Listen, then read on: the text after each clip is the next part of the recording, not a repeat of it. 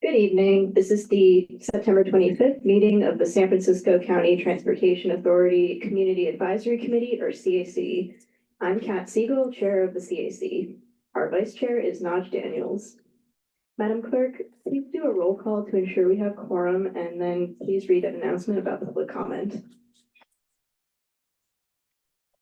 Member Bars absent. Vice Chair Daniels. Daniels present. Daniels present. Member Ford absent. Member Kim.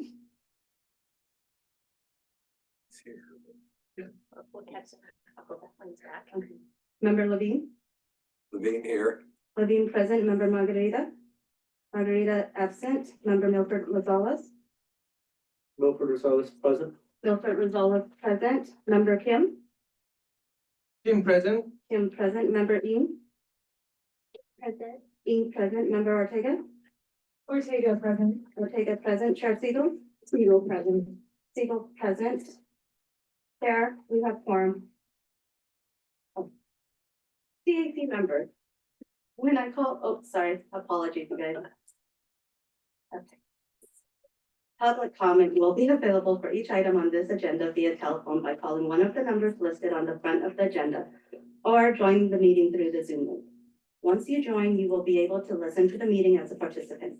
To make public comment on an item when the item is called, members of the public participating by Zoom wishing to speak should use the raise hand feature or dial *9. Do not press *9 again or you will be removed from the queue. When you are asked to unmute yourself, press *6 or the unmute button to unmute yourself. The live operator will advise you that you are allowed 2 minutes to speak. When your 2 minutes are up, we will move on to the next caller. Best practices are to speak slowly, clearly, and turn down the volume of any televisions or radios around you. Thank you. That concludes my announcement. Thank you, Madam Clerk. That puts us on item 2, which is the chair's report, and this is an information item. Members should have received the executive director's report, which was presented at yesterday's Transportation Authority board meeting. It is also available on the agency's website at www.sfcta.org. There are a lot of updates on grant awards and project delivery in this edition. I'll just highlight a few, wanting to leave plenty of time to hear from the Transportation Authority, BART, Caltrain, and SFCTA on transit recovery and the fiscal cliff later on this agenda. We have been receiving periodic updates on this topic since the pandemic abruptly changed our world in early 2020 with shelter-in-place orders. Transit ridership and traffic plummeted overnight. This body has been tracking transit recovery since then. I'm excited to hear an update from the transit operators highlighting recovery to date, current efforts to continue to improve the customer experience and attract new riders, as well as the latest on their financial outlook. As is fitting for Transit Month, let me give a shout out to SFMTA and project partners on the substantial completion of the El Taraval Improvement Project. L riders will be thrilled to see service resume this Saturday, September 28th, with safer streets, improved accessibility, and better Muni service. The Transportation Authority provided about $19 million in sales tax and Prop AA funds for this project. Another exciting milestone last weekend was the beginning of electrified train service between San Francisco and San Jose along the Caltrain corridor. This is truly a transformative project for Caltrain and the corridor, bringing faster and more frequent service, amenities like free Wi-Fi and accessible bathrooms, along with better air quality. Then, just to touch on one of Prop L's projects that is already under construction, BART has finished installation of new fare gates at the Civic Center station and is working on 24th Street. All SF BART stations are expected to have new fare gates by the end of 2025. Shifting topics now, I'd like to welcome Sharon Ng as our newest CAC member representing District 3. Sharon, would you like to say a few words to introduce yourself to the CAC? Yeah, thank you all for having me. I'm excited to work with all of you and get to know all of you a bit better. This is my first time on any advisory committee of this type, so I have a lot to learn, but hopefully with time, I'll get more familiar after working with you all. Thank you. Thank you, Sharon, and welcome. Finally, a few meeting management reminders. CAC members, if you'd like to speak, you can indicate so by standing your name card on its end so that it's pointing up. When I call on you to speak, press the red star on the base of the microphone to turn it on. A red light below the mouthpiece indicates that the microphone is on. Kindly turn off the microphone when done speaking by pressing the red star again. CAC members, please be sure to speak directly into the microphone so folks in the back of the room can hear you. Please limit your questions to a max of 2 questions per agenda item. CAC members and folks in the hearing room, please turn off or silence all electronic devices and computer notifications during the meeting. That's it for announcements. Are there any questions or comments from CAC members on the chair's report? Is there anyone in the hearing room wishing to give public comment on the chair's report? Operator, is there any remote public comment on the chair's report? There is no remote public comment for the chair's report. Thank you. Then that puts us on item 3, approve the minutes of the September 4th, 2024 meeting. This is an action item. Do any CAC members have any questions or comments on the minutes? Is there anyone in the hearing room wishing to give public comment on the minutes? Is there any remote public comment on the minutes? No remote public comment on the minutes. May I have a motion and a second to approve the minutes?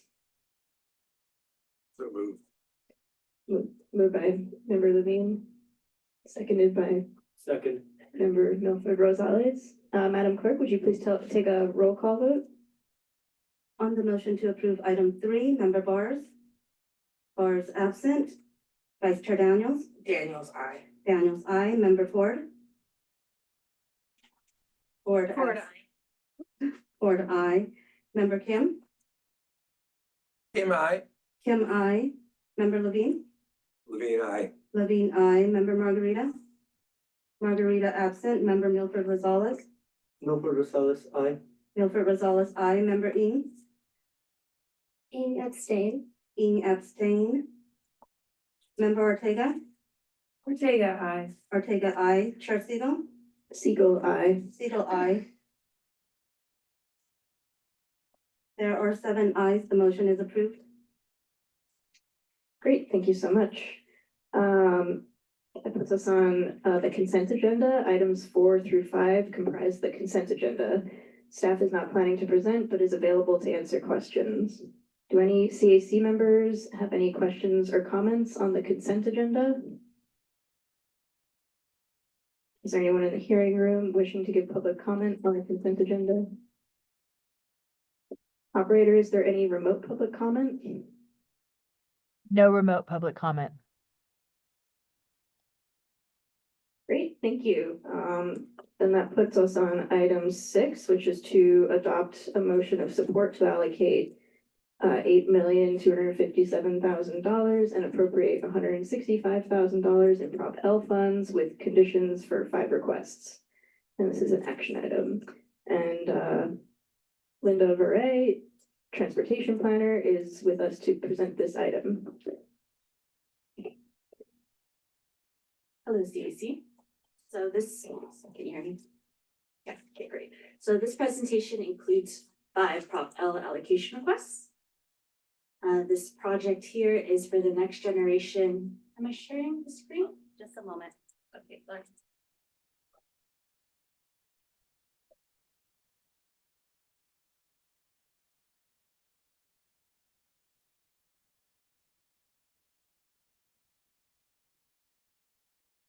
I think you need to share again. Sure, yeah. You made it prompt you out by accident.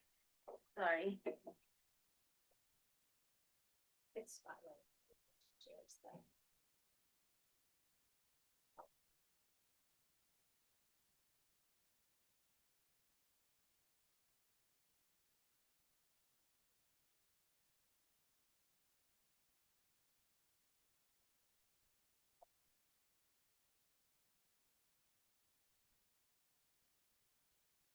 Just sharing.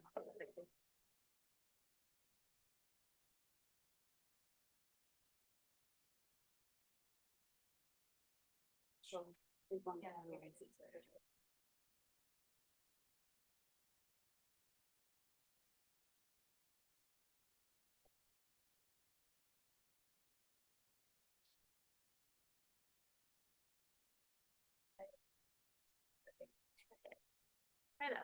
Alright. Okay, thanks all. So as I mentioned earlier, this is a presentation for 5 Prop L allocation requests. So this project is for the next generation of Muni Forward for a group of corridors supporting 5-minute headways for major destination and transit hubs. And the request is for the planning phase, and the corridors, as you see, are listed here. Your packet also includes an additional list of corridors if funding allows. The improvements are for bus and ped bulbs, boarding islands, jump lane, signal changes, and stop optimizations, and the scope also includes targeted outreach. So this MTA request here is for 2.3 million for the design phase to install 18 charging stations for battery electric buses. This project is part of MTA's strategic plan to meet its goal to eliminate pollution and greenhouse gases and adopt zero emission buses. This is the first phase to install the required EV infrastructure and charging equipment for the procurement of the buses. At Woods, this scope will install 12 charging stations. At Isleas, they will be installing 6 and an additional electrical upgrades. So the next request is from Caltrain and fulfills San Francisco's member contribution to the fiscal year 24 Caltrain capital budget. Caltrain requests $462,000 for the right-of-way fencing project to install over 90 miles of winglets. The improvements aim to reduce trespassing, vandalism, illegal dumping, and deaths, and the potential locations include Quint Street, Gerald Avenue, and Pennsylvania. And this request here is from MTA for $432,000 to finish design for 41st Avenue street improvements and construct improvements on Kirkham Street for walking and biking. The project includes street design measures like speed humps, traffic circles, crosswalk upgrades, and limited traffic diversions. The project continues the work done by the TA's District 4 Mobility Study. And MTA expects Kirkham Street to open for use to be August 2025, and 41st Avenue's open for use will be March 2026. And then I'm going to hand this over to my colleague Ahmed. Good afternoon, CAC members. My name is Ahmed Tlaji. I'm a rail principal engineer with SFCTA. We have, as requested by SFCTA Vice Chair Melgar, SFCTA will assess the feasibility of an aerial gondola system to provide an access between Forest Hill Station to the Laguna Honda Hospital. This study will review opportunity, constraints, and costs, as well as an alternative mode of transportation, such as electric shuttle.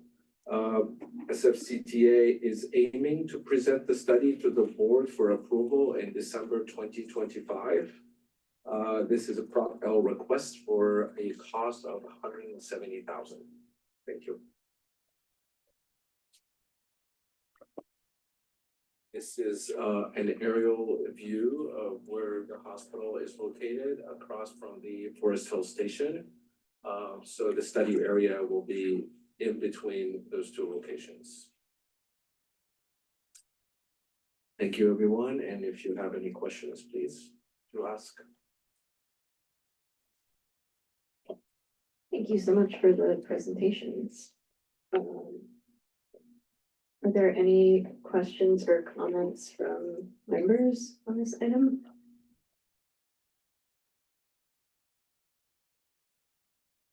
Member Levine? Actually, I'm just kind of curious about the gondola study. First of all, is everything been cleared with Laguna Honda? Are they now viable?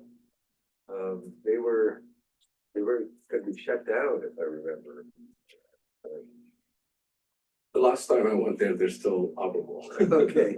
The only concern I have, I just wonder on a gondola whether an awful lot of people are afraid of heights, and whether a study like that, particularly elderly people, whether in fact that might be an issue for a number of people that might otherwise be wanting to use that kind of facility.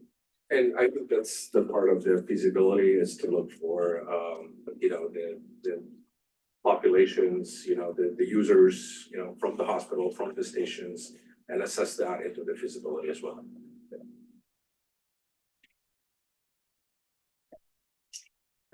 Member Milford Rosales. Yes, so I was very excited to see the 22 Fillmore and T3 transit projects both included in those group 1 corridors. For the 22, it says that Fillmore Street is where I guess there is being prioritized, but for the T3, it just kind of lists almost the entire route. Bayview, Dogpatch, Mission Bay, Soma. Is there any idea now where that's going to be focused, or is that all still in that scope? It's going to be determined during planning and outreach. Thanks for that question. I'm gonna invite SFMTA to respond. I believe they're on the line. Hi, yes, this is Michael Rhodes, Transit Priority Manager with the SFMTA.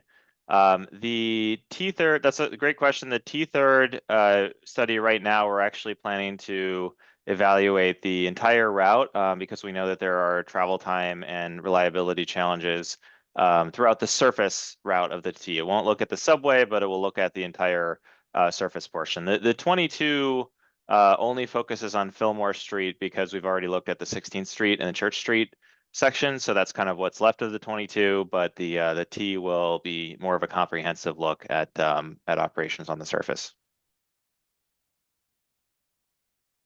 And I guess as a follow-up, is there going to be any consideration about redoing platform accessibility, et cetera, around 4th and King, 4th and Townsend? Right now, it can take up to 5 minutes for the T to get from the platform on 4th and King, just east of King, to the other side of Townsend. And it's generally much faster if you see it approaching to just walk to Brannan than to get on and wait there. So it's a huge kind of choke point in that area that's affecting the whole line.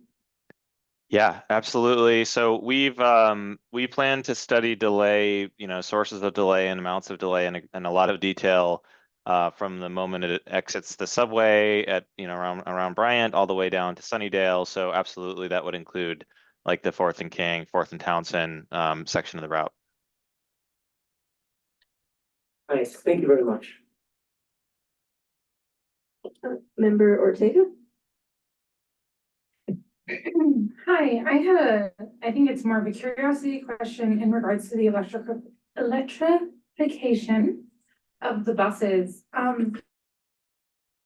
remember a long time ago, this board was presented with the electrification of buses, and there was a lot of discussion about actually keeping some or a decent amount of the fleet as like the trolley buses with the overhead line, partly because of fleet considerations, partly because of sourcing. And I just wanted to, I guess, sort of follow up on that. And unfortunately, I cannot remember more details than that, but I was just sort of curious if that had ever come back into a full circle with the trolley bus sort of electrification conversation. Thanks for that question. I'm gonna pass that over to SFMTA. I believe we have Jeffrey on the line. Hey, how's it going, everyone? I'm covering for Christian Kalinowski, who's currently out, but he's the project manager for the electrification project. As to my knowledge, I did not have any information, unfortunately, regarding that trolley, with the discussions of the past discussions of what was going to happen with the trolley buses. But I can find out as soon as he returns, and I could do my best to reach out back to you guys and get you guys more information.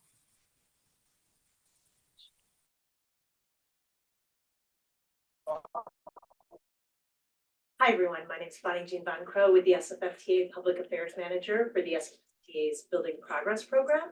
One of the projects in that program is the Potrero Yard Modernization Project. And so that project will be our trolley bus hub.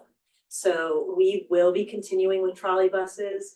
The Potrero Yard project, once it opens in 2029, will house all of the SFMTA's trolley buses for the foreseeable future until, we'll work with the transit team if there ever is a time that they're not able to procure trolley buses. So it'll be future-proof for other type of battery electric buses, but we'll continue with trolley buses.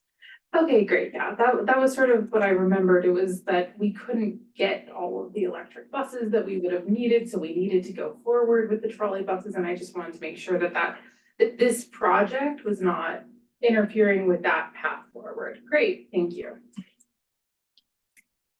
Vice Chair Daniels? Good evening. I had two questions around the Laguna Honda gondola study. I wasn't able to find my documentation in my packet around it, but on the front facing sheet, it says that this study will be done because there is plans for residential development. Is the study attached to whether or not the residential development actually comes to fruition? And then my second question is, has the NTA considered how beneficial this will be as a revenue generating project? If it's going across the street? I can probably answer the first question.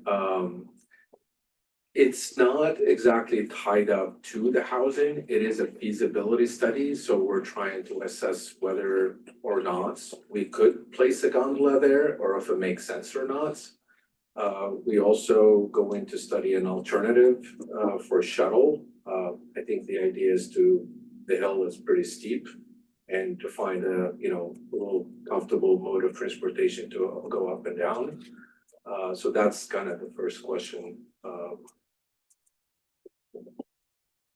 Good evening, Carl Holmes, Deputy Director, Capital Projects.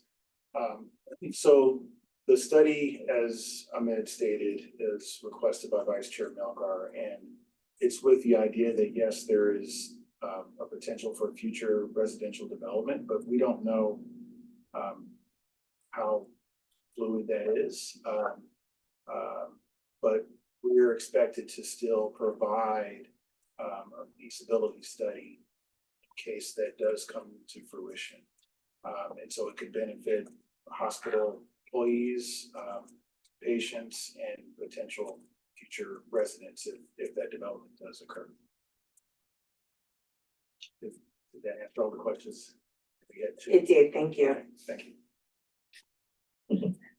Member Kim? Thank you, Chair. I have a quick question about the #1 California Transit Priority Project. It says it starts April 2025, which means from that time, from next year, going out outreach and then gathering the voices from the community and then develop planning, right? Hello, yes, that is correct. So say spring 2025 is sort of when we would just get started on, kind of looking at existing conditions. What is the travel time? What are the sources of delay? But also talking to community members, riders, small business owners, and everyone else along the line about what they want to see. So that's the start of that. The timelines shown for this are all the planning timelines. They're not the implementation or build timelines. They're about, the planning and outreach process before we make any decisions on anything. Okay, thank you. Member Ortega, is your card back up? It is, yeah, I just wanted to go back to the gondola study real quick. I guess when I heard that, I interpreted it as a device to move people up the hill. Is it more of a like general study, or is it actually just about a gondola? It's a feasibility study, so it will be a gondola / maybe tram, and also shuttles as alternatives. So would you consider a funicular, like in Pittsburgh? I haven't seen that. Oh, it's the trains that are intentionally designed for very, very steep hills. If you want a weird rabbit hole, I really recommend looking at the funiculars in Pittsburgh. They're great, and speaking to the fear of heights, this would be on the ground, so you would not have that potential. So I just, when I read that, I was like, is it actually just a gondola, or is it? I assumed it was broader. It's still a little on the broader side. Okay, great. Thanks. Member Bars? Yeah, thank you. I just want to make a comment that I'm delighted by the number of times we've said gondola tonight, just as a body, and I've been late, so this has been a true treat for me. I love the creativity. My question, and I'm guessing that this is very early in this study, but is the intent that this would be like public access, like another sort of muni vehicle that would be allowed to connect people getting off of going from the Forest Hill Muni Metro Station to the hospital, or would it be like private access for the hospital? It will be a public access. So it should require, making sure that's ADA compliant, accessibility, location where you could get in, get off.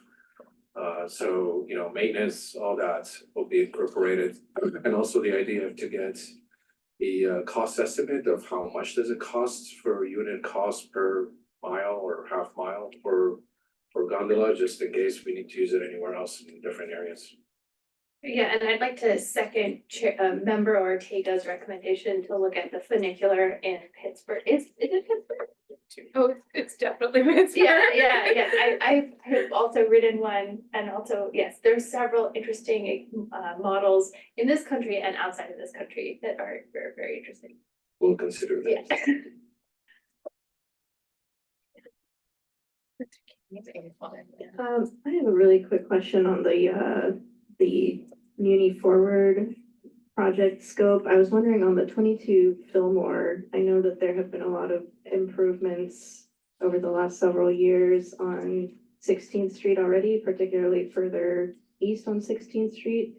I was wondering if there are currently additional plans in the works for the portion of 16th Street between Church and Mission, because it seems to generally crawl through there. I was wondering if there are like more improvements coming, or if it's current, or if that might be considered as part of the scope of this project. Yeah, so there's still an approved westbound transit lane for that segment of 16th Street. So basically Potrero to Church Street is part of the originally approved 16th Street project. So that is still pending installation and coming beyond, which is significant. Beyond that, we weren't planning to look at 16th Street necessarily as part of the Fillmore Street work, but with any Muni Forward project, we implement it and then we evaluate it, and then we see what's working, and more often than not, we eventually come back and make adjustments to keep improving it. So even though we're not immediately planning to look at 16th Street through this project, it's definitely something we'll keep an eye on to make sure it's working for everyone. Great, thank you so much. Are there any other questions or comments from members? Is there any public comment in the room on this item? Thank you, Edward Mason. Regarding Laguna Honda, you can go to the mayor's office on housing, and there's a presentation saying there's going to be housing for seniors and senior elder care housing there. When I read this, I said, what a waste of money. Don't we have any responsibility to judiciously spend money? You go look at the Salesforce Tower. How often does that gondola work down there at the platform that goes up? Where are you going to have the space at Forest Hill Station to put the base of the gondola at? And as a senior, I can say, from my experience dealing with my contemporaries, you've got the mobility problems, you've got arthritis, all the other things, trying to crawl into a gondola to go up and over to the top of the hill. When I read this, I thought this is another make-work project for a consultant. And it's just a total waste of money to go after this. You have a current transit system that takes people there. The shuttle, I assume it's still running, I don't know, but there was a shuttle that used to go from Forest Hill to Laguna Honda. So, this is just another boondoggle that jeopardizes your reputation and Muni's reputation. And the question is, where did Muni get the $5,000? What fund did that come out of to go match into this fund? You need to start exercising fiduciary responsibility and digging around and finding out where the funding is coming from. Thank you.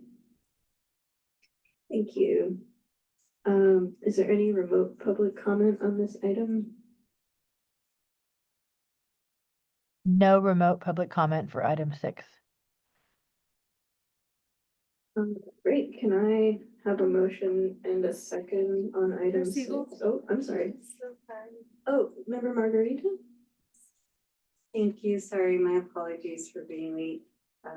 But thank you for your presentation. I have a question. I apologize for the lateness in the question. Let's see, for the 5-minute network lines, I was curious in asking why the 43 and the 44 O'Shaughnessy were not included involved.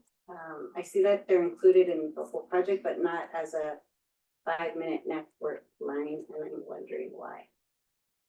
Michael, are you still here? Great. Yes. Hello again. Thank you for your question. And basically, when the 5-minute network looked at where we would have the most frequent service, I think it's a pretty limited number of corridors. Providing that 5-minute service is really, really resource intensive. So it's pretty focused on corridors like Geary, Mission, a pretty limited group of them. But the 48.3 and the 44 are part of a complementary network that we consider to be sort of the 10-minute network. Those are still the backbone of the system. They're still coming in really, really frequently, 10 minutes or greater. They're still going to be in line for some of the most significant reliability improvements from a capital standpoint. But we just don't anticipate having the resources, at least in the near to medium term, for 5-minute service. We do anticipate continuing to prioritize them. They're still in that group. But 5 minutes is probably just beyond sort of the resource level. Of course, if ridership trends change, if resources change, then we can always revisit that. This is a plan that was developed several years ago, and we're always updating these projections. Thank you for your answer. I was just going to suggest for the 44, if you can revisit it, because it is in my district, and I was in middle school and high school, and it was one of the slowest lines ever. And it connects, students to elementary, middle, and high schools. And to this day, I mean, I'm not gonna say my age, but when I write it, it's still packed and it's super slow.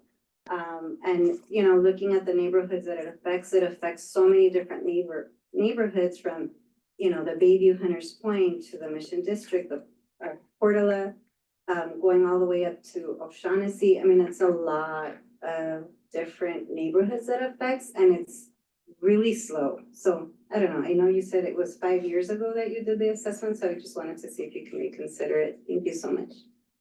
Yeah, and if I could, I think I took your question to be just about the why is it the frequency, but I want to be clear that we do plan to do Muni forward travel time improvements, reliability improvements on the 44. It's just a matter of timing. It's still one of the soonest. It's just not that first group of 4. Whether we get to that next list of projects part of this study or other work, absolutely, the 44 is one of the highest priorities. And I think once we get through the first 4, I would expect that the 44 might very well be the first of that next group that we would plan to address, because you're totally right. It serves so many important destinations. It really connects the southeast to the northwest part of the city and everything in between. And it's definitely a high priority. It's just, obviously we have those 4, but it's right up there. Thank you. Are there any other questions or comments from members? If not, can I get a motion on this item?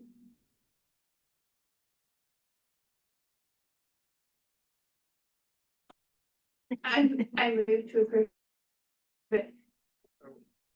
And second, Moved by member Barr, seconded by member Kim. Madam Clerk, can we get a roll call vote, please? On the motion to approve item 6, member Bars. Bars eye. Bars, aye. Vice Chair Daniels. Daniel, I. Daniels, aye. Member Ford. Ford eye. Ford, aye. Member Kim. Kim I. Kim, aye. Member Levine. Levine, aye. Levine, aye. Member Margarita. Margarita, aye. Margarita, aye. Member Milford Rosales. Milford Rosales, aye. Milford Rosales, aye. Member Ing. Ing eye. Ing, aye. Member Ortega. Ortega, aye. Ortega, aye. Chair Siegel. Siegel, aye. Siegel, aye. There are 10 ayes. The motion is approved. Thank you. That puts us on item 7, adopt a motion of support to amend the Prop K grant for 1399 Marin Street Maintenance Facility to allow the San Francisco Municipal Transportation Agency to use the remaining balance of $6 million to fund a revised scope of work and amend the Prop K grant for fall protection to allow SFCTA to use $750,000 in cost savings to expand the scope of work. This is an action item. And Linda Beret, Transportation Planner, is here again to present this item. Hello again. So this item is for 2 requests to amend the 2 Prop K grants to allow the funds to be used for new related scope consistent with eligibility from the original allocation.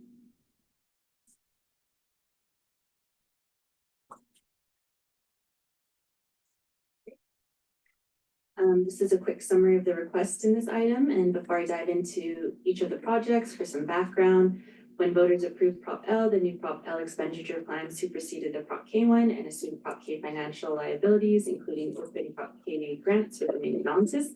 So we continue to monitor these grants, close and deobligate the funds when the projects are complete, and the deobligated funds are treated as Prop L revenue and incorporated through the the strategic plan updates. And as you heard last month, project sponsors may request amendments of the Prop K grants to use funds for revised scope consistent with the original intent of the grant.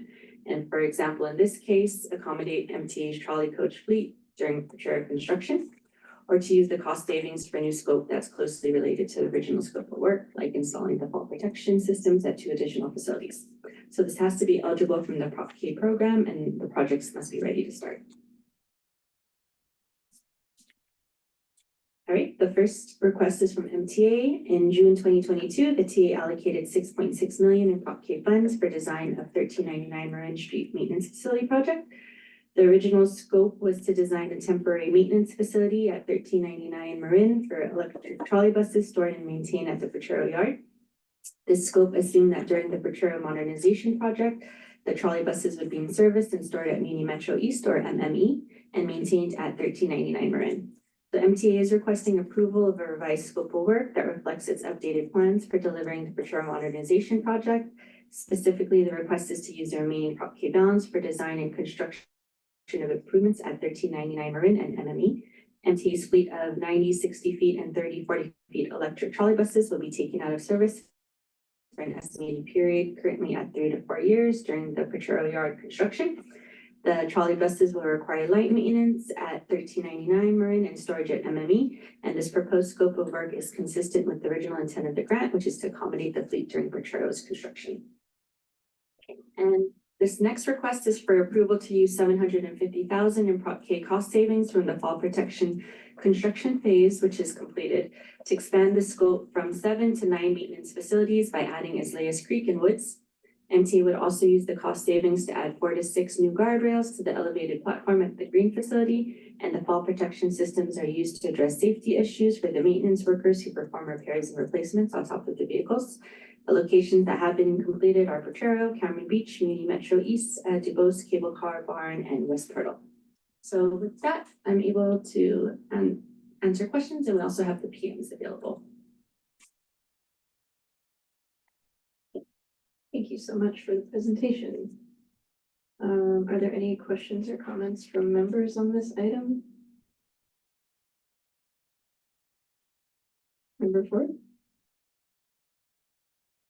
I was just hoping for a little bit of background on the fall protection grant. I guess when did we apply? Why was it not already covering this facility? And how did we save the money, which sounds great, but I'm just curious how we saved the money. Thanks for that question. I believe we have MT on the line, Paul or Peter?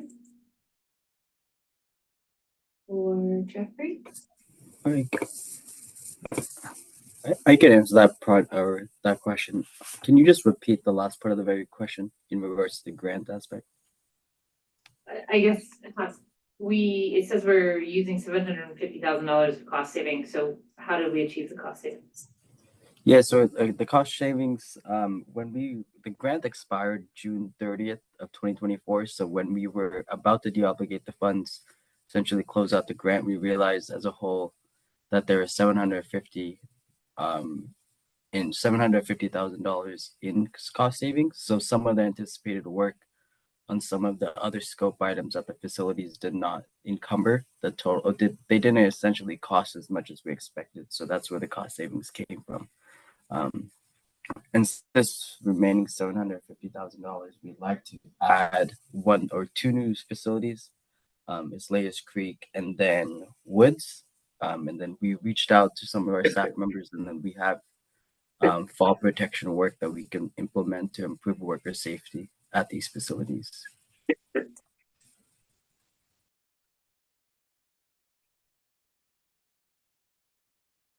Member Milford Rosales?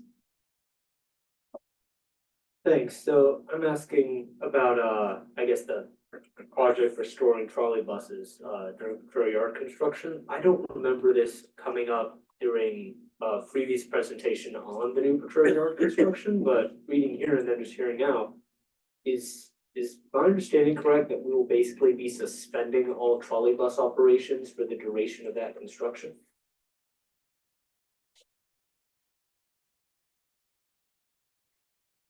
Flashing green, right? Try it now. Hi, everyone. Bonnie Jean Van Crow, Public Affairs Manager for the Building Progress Program. In regards to Petro Yard, so when Petro Yard shuts down for construction, the lines that are within Petro Yard will move throughout the system. So they will be supported at other yards. The plan for service for those lines is not finalized yet of exactly where they'll all go. But we're not shutting down trolley service. Also to say, we have Presidio Yard, which is also a trolley bus yard, and that yard will continue in service. So some of the buses from Presidio Yard holds 40-foot buses, so they can't hold the 60s. So we'll move some of the trolley buses over there, and then we'll store some of the others. Okay, so those numbers are being shown are like some number that will be stored that are not representative of the whole fleet. Oh, no, Right, we'll operate trolley buses. Okay, sorry. We'll absolutely continue to operate trolley buses. I think some people on their lines might see a change, a route that's supported by trolley buses now, maybe during Petro construction supported by our diesel hybrid fleet. But no, there'll definitely still be trolley buses out there. All right, thanks for clarifying that for me. Sure. Member Ortega?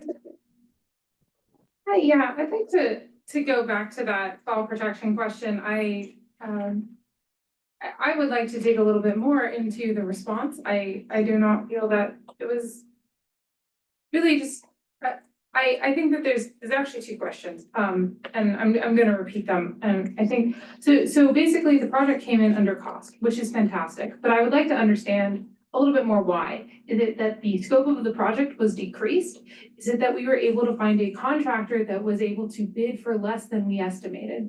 Why is it that this, what is the exact method that this cost savings was achieved in sort of a broad stroke? It doesn't have to be that it was, well, we were able to replace one type of screw with a different type of screw, and that saved us 10 cents per screw. I don't need that level of detail. And I think the second question is, I would like to also understand why the facilities that are now being added on were not originally in the scope of work. I could respond back to that, but I would need to respond back at a later time. Unfortunately, I would need to go back through each of our project scopes and dig down into why we achieved those project savings. I apologize for not having that prepared, but I'll need to get back to you. But I can get back to you. Is that fine? Is that can I email you a response back directly I or think to that the group as a whole? Member Ford would also probably like that response as well. So Okay. if you already emailed those to us. Okay. I have Anna's, Anna LaForte's hand raised. I think she may be able to share. Hi, Anna. Yes, can you hear me okay? Yeah, I did just also want to call out that the original grant was for nearly $12 million for the muni maintenance fall protection work at the facilities. And so if you, as an order of magnitude of the total grant, when you look at $750,000 in remaining balance of a $12 million grant, it might help to put it into perspective slightly more so. So just wanted to add that. Yes, that helps tremendously. I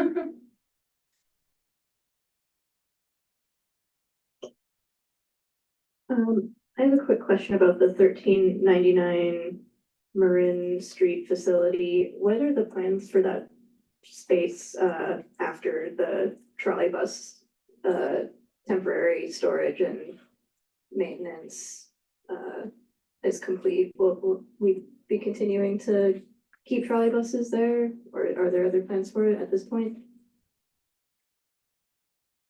So, hi, Chief Von Crow, back in front of you. So at 1399 Marin Street, there's sort of two facilities we're talking about, Muni Metro East, where some of our trolley buses will be stored, and then 1399 Marin. So we are making a number of minor improvements to that yard. That yard right now, it's one of our facilities, and it has like intake of new buses happen there. There's a number of potential storage there, number of sort of transit functions over there. So we are doing some minor upgrades to that yard to allow it to host buses, not necessarily only trolley buses. That's sort of what we were talking about with the Muni Metro East backlot. And so Marin Street could continue with maintenance of buses. We'll also have buses stored there potentially from other yards as the overall building progress program. We have a number of facilities that we're looking at that could potentially go under construction, and that could be an extension of we have right across the street, our Slays Creek facility. And so it can be used in concert with that to maintain and park buses. So we're looking at it for a number of functions and could be used to support that over the course. We do have a MOU with the Fort for that facility, so that's not an MTA owned facility, and so we are looking to make minor improvements and kind of continue on. We've used that facility in a number of ways over the course of its lifetime to date. So this isn't all that different from what we've used it for in the past. Okay, great. Thanks so much. Appreciate it. Are there any other questions or comments from members? Is there any public comment in the room on this item? Thank you, Edward Mason. Regarding the fall protection, when I read it for having fall protection at the Green Yard, well, Green's been there over 40 years. So have the employee, what is now precipitating the fall protection? Is it that the fact, well, vehicles there that created this necessity for fall because, there are different heights involved or whatever, or have the employees been working in an unsafe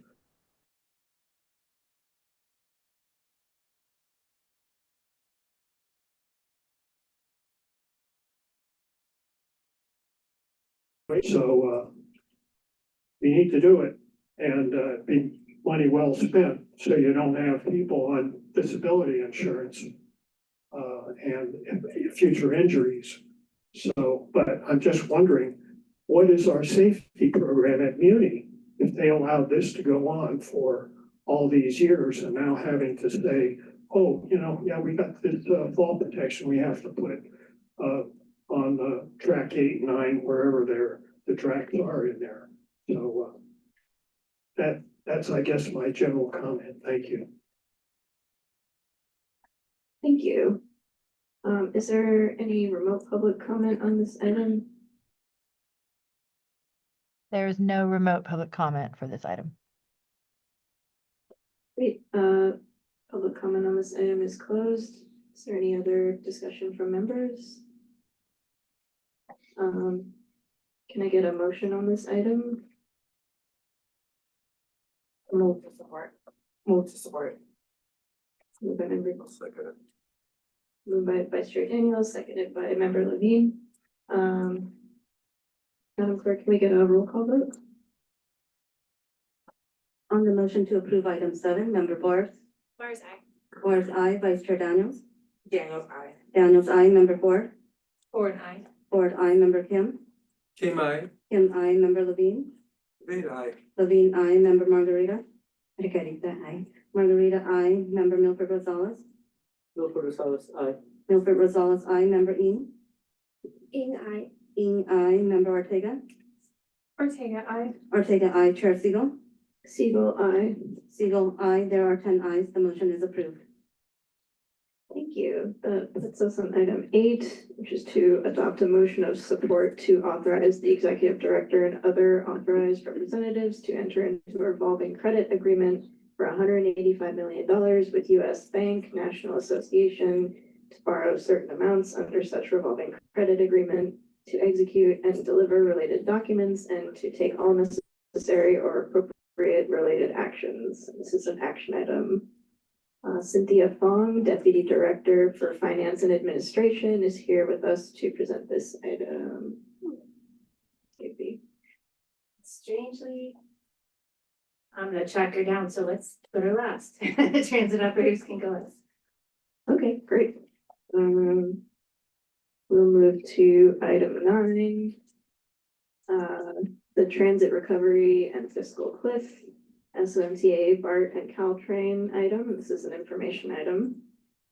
Martin Reyes, Principal Transportation Planner, is here to start off this item and will be followed by Pamela Herhold. Bart.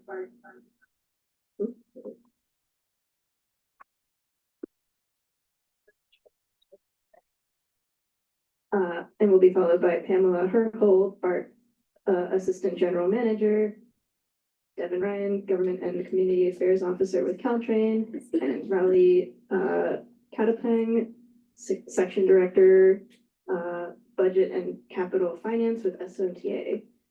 Thank you to all of our presenters for joining us tonight. The Transportation Authority Board heard this item yesterday, and I'm glad the CAC will have the opportunity to weigh in tonight.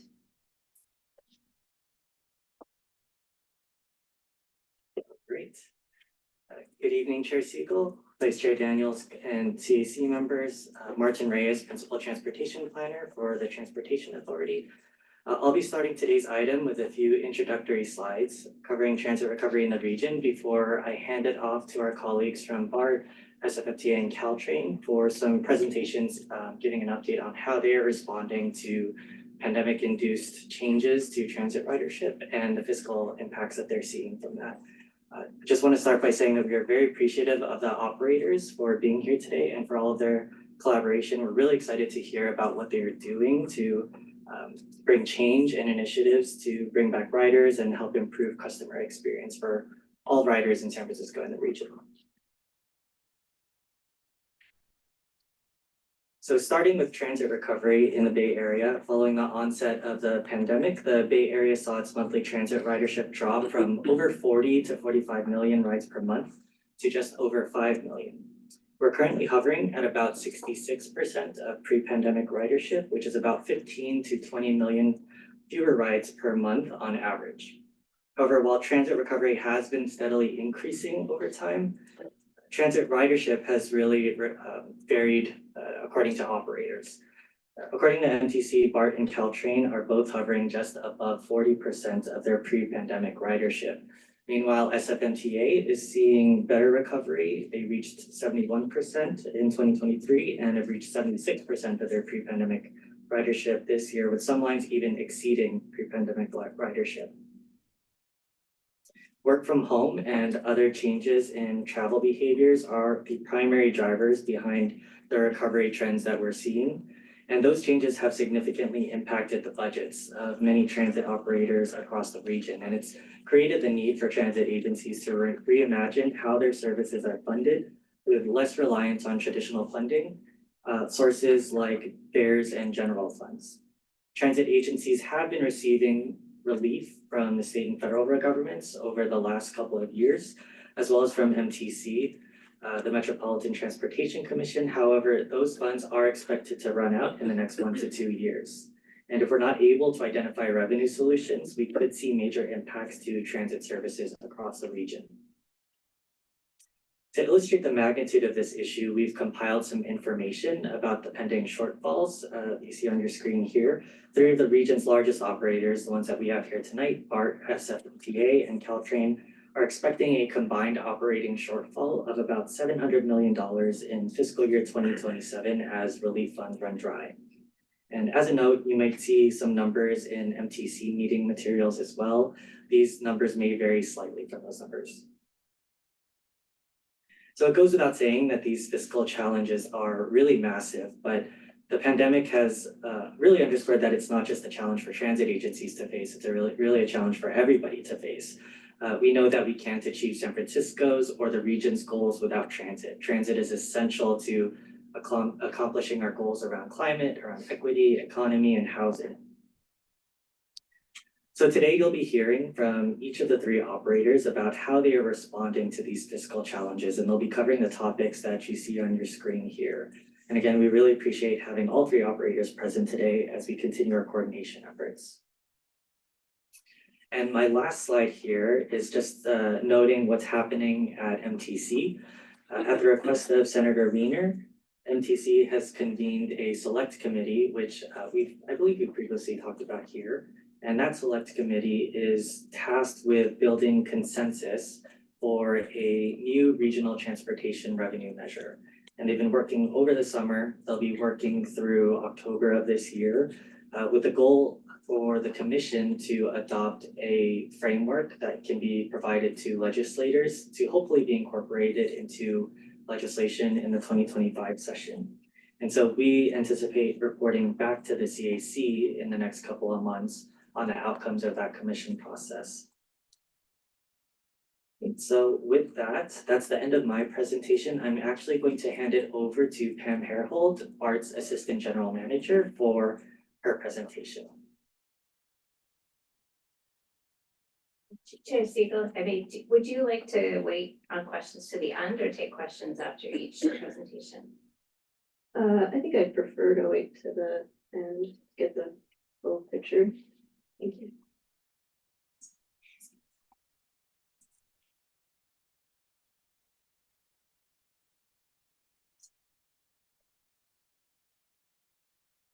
Thank you very much. I'm Pamela Herhold, the Assistant General Manager for Performance and Budget at BART, and I'm glad to be here with you this evening.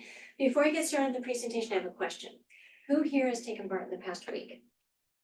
Excellent. I want to thank each and every one of you. You all have helped BART reach 9 of the top 10 days that we've had since the pandemic started. So just yesterday, we hit 204,000. That's a milestone for us. So I encourage all of you to get back on the system. We've made a lot of improvements. If you get on the system here at Civic Center, you'll see our new fare gates. While not 100% foolproof, and I don't encourage you to try to pull them. They are much better than our old gates, and we are, well on our way rolling out gates throughout the system. And that is also thanks in part to the good work by this CTA here in the city.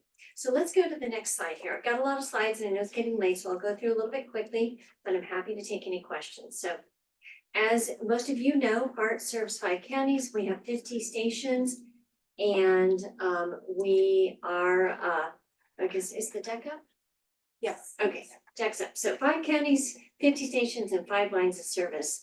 So, but we're not just BART. We connect to 20 transit systems throughout the Bay Area, and we also connect to 2 international airports and 2 Amtrak trains. So we extend our reach far beyond San Francisco, far beyond the 9 counties. We help people get around, all over the state of California. But we're also local. 70% of all BART trips start or end within the city of San Francisco. So let's go to the next slide. So over the next few slides, I'm going to cover some information that's out of BART's recently released Role in the Region report. It's on our website. It's a very helpful report explaining the value of BART to the Bay Area. So as you all know, BART serves San Francisco. We have many of the buildings that are near a BART station have lower vacancy rates and command higher rents, even in these challenging times. And across the region, over 20% of all jobs are within a 15-minute walk of a BART station. Stay here on this slide. This is the next slide. So BART also helps keeps cars off the road. On the left-hand side of this slide, you'll see the increase in travel time should BART not be providing service. And you can see by the red lines here that run straight through San Francisco or across the Bay Bridge that a lot of the impact would be felt by the city. So it's important to keep BART up and running, not only for BART, but for the region. Let's move to the next slide. So BART also helps the region and the state meet critical climate goals. And I want to tell you a fact that astounded me when I first heard it, which is BART, before the pandemic, BART carried a full 25% of all miles traveled on public transit in the state of California. So while we may not match Muni for the total number of daily trips, we certainly, punch above our weight with passenger miles carried. And I think that, I know that matters to me, and I'm sure it matters to all of you. We keep, because we are running on nearly 100% greenhouse-free energy sources, we also help the climate. You help the climate when you take BART. In fact, from our role in the region report, we know that driving results in 42 times more greenhouse gas emissions as compared to traveling the same distance on an electric powered BART train. So when you take BART, you're doing good for you and you're doing good for the environment. Let's move, next slide. So what is the current status of BART? Martin did a nice job setting up our ridership, but I'll tell you where we're at right now. Next slide. Remote work has been a tremendous hit. I think before the pandemic, we all saw BART as the commuter railroad for the Bay Area, but it's not just that. We serve a really diverse population. And even if you're a commuter riding BART, you're counting on BART. So remote work has really decimated our ridership. Our ridership tracks with San Francisco's office occupancy. And while many riders have actually returned to BART, they're riding fewer days per week. So pre-pandemic, people were riding 4 and 5 and 6 days a week. Now they're riding 2 or 3 days a week, and that hurts our recovery. Next slide, or next slide. So ridership is stabilized at about 40 to 45% of pre-pandemic levels. After this month, I might need to update that, but we're certainly nowhere near where we used to be. And it also affects other operators. About 400,000 people or trips transfer between BART and Muni each month. And that's about 45% of BART's transit traffic and about 80% of Muni's interagency travel. So you can see how closely we're intertwined. Next slide. And like Caltrain that you'll hear from later on, for much of BART's history, we were really self-sufficient. We had passenger fares and parking fees bringing in over $500 million a year in revenue to BART. And that allowed us to cover about 2/3 of our operating expense. But the pandemic has completely turned that funding model upside down. And these days we're only covering about 22% of our operating expense with passenger fares. And that, while that's a big shock to us and really hard for us to adapt to, that 22%, 30%, that's really similar to a lot of other transit operators across the US. So we're a new company here, and we're trying to stabilize our funding sources by identifying an alternative to fare revenue. So next slide. So what are we doing to solve these shortfalls? Well, we're doing a lot of work. We're doing the work on our own, and we're doing work with the region. Let's go to the next slide. But we know deep down that what is best for BART and what is best for the region is to bring riders back to public transit. So we've surveyed our riders. We know what they want to see improved at BART, and we are working to do better, and we are starting to see results.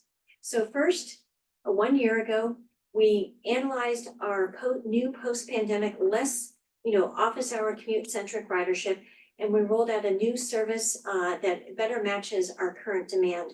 So we've implemented a 50% improvement to weekend and evening service. So the 30-minute headways are gone. And we've also rolled out 10-minute headways on our yellow line, which is Pittsburgh Bay Point to San Francisco. It's a line I take. I find that show and go service to be really valuable. And we're seeing a noticeable increase in ridership at these stations where we've improved service. Delays are down, passenger on time is up, and this service change actually saves us $9 million a year in operating expense. We're also focusing in on safety and security, and I want to thank, again, the SFCTA for your support with our fare gate funding. We're installing new state-of-the-art fare gates across the whole system. I believe we completed 24th Street this week, and we're going to start on 16th Street, Powell, and Montgomery in October. And we also know that presence, uniform presence in the system equals safety, and we've amplified our uniform staff throughout the system. We've doubled sworn officers on trains in our core service area, and that includes the city. And we have ambassadors and crisis intervention specialists connecting people in need with support services. Next slide. We also hear from riders about cleanliness, and our employees are focused on overnight deep cleaning of cars, and we have station scrub crews that are focused on our busiest stations. We survey our riders on a regular basis through our passenger environment survey, and the results from these surveys are showing a steady continuous improvement and higher rankings for station and train cleanliness. And in partnership with SFMTA and SFCTA, we have one of our most successful programs, which is the elevator attendant program at the 4 downtown BART Muni stations. So those elevator attendants continue to ensure that riders that need vertical circulation have a safe and clean option. And we're also investing in the system. So we've been running an all new train cars since last spring. We retired an old fleet. Many of them are being remade into new and interesting uses, and others are recycled. And we're particularly proud of the fact that tight project management on this project helped us come in $400 million under budget. So those are funds that we've returned to not only to BART, but to our funding partners. And we're also investing in regional coordination. So along with MTC, we're co-leading regional fare coordination. And this has been a really nice bright spot. So phase 1 of the Clipper Bay Pass pilot has wrapped up, and it was a resounding success. Riders that had Clipper Bay Pass, which is an all-you-can-ride transit pass, used public transit, and this is good on all operators in the Bay Area. They used transit 40% more frequently than a control group without Bay Pass. We're rolling out phase 2 of Bay Pass to employers. Notable employers that are in the program right now are UCSF, Mid-Penn Affordable Housing, and OpenAI. And again, this cohort is showing a strong bump up in transit ridership, not only on BART, but all transit operators in the Bay Area. I'm excited about this. I think you should be excited about this. I think this is something that we really need to lean into and expand. And the other program that's growing really well is Clipper Start. SFMTA has always been a leader in affordable fares. BART now offers 50% off to low-income riders along with all the other operators in the region. And again, we're all seeing good growth in this program. Next slide. So we're also working to reduce costs without impacting service. But you should know that even massive reductions to our service hours and our frequency would not produce enough cost savings to fill our forecast funding gaps. However, as you can see on the graphs to the right, we've been effectively containing costs compared to our peer agencies.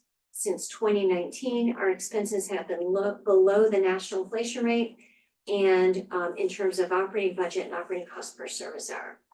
We've also maintained our inflation-based fare increase program, approved small parking fee increases, limited our non-labor costs to only inflation or contractual increases, and reduced some contract costs, and we've maximized interest revenues and other non-fare revenue sources for us.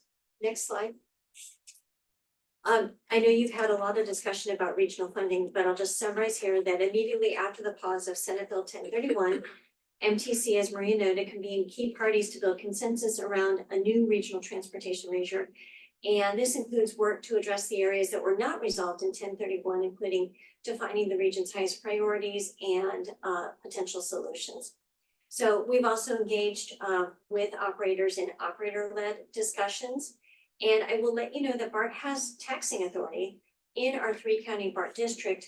However, we would need some legislative solutions in order to implement either sales or property tax. But we've got to keep that option open for us should everything else fall apart. So I want to also just highlight for you some of our priorities for any revenue measure, whether it's a BART or regional or multi-operator. And that is to sustain operations. First and foremost, we need to keep the systems running. We also want to support regional connections. We value the connectivity that we have with our regional partners and know that that makes a better transit experience for all. There is no transit there is no equity without providing a robust, high quality transit service for all riders, and we're focused on maintaining equitable access. We also support investment in transit over investment in roadways. Got to be so clear about that. That is where we are. We want to focus on transit. And ideally, if funding allows, we'd like to see funds for service improvement. But first and foremost, we need to sustain the service that we have right now. So next slide, let's turn to the last 3 slides. So looking ahead, our forecast shortfalls are $300 to $400 million each year. This is far too big for BART to cover alone.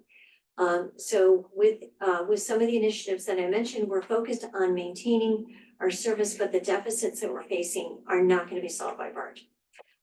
So without a new stable funding source, we are looking at potentially very deep cuts in the service that we provide.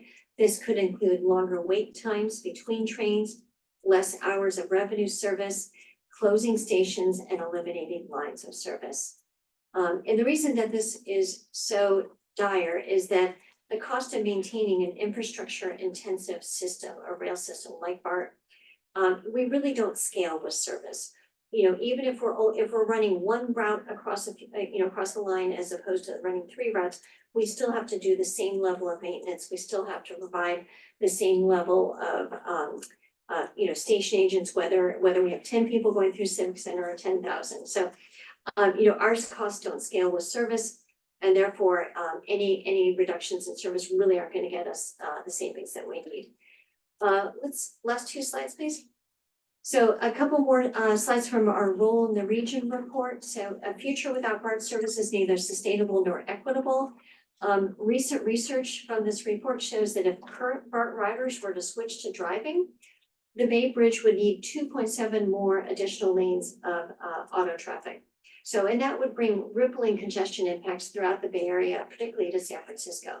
It would also limit access to opportunities, especially for vulnerable populations. Last slide. So just in summary, without BART, all the benefits that we see right now that from the investments that we've made in regional transit would be lost. So I think we can all agree that we don't want to see a region without public transit, and we don't want to see a region without BART. So on behalf of BART, I thank you for your time tonight. I'll step back and take questions at the end if you'd like. All right, thank you so much, Pam. And now I'm going to hand over the reins to Devin Ryan, Caltrain's Government and Community Affairs Officer. So Devin, feel free to share your slides. Great, 1 second. Let's see. Can everyone see this, hopefully, and hear me? Yes. Okay, great. So I'll try and be brief. I know it's getting late in the hour. I think a lot of you are probably familiar with Caltrain.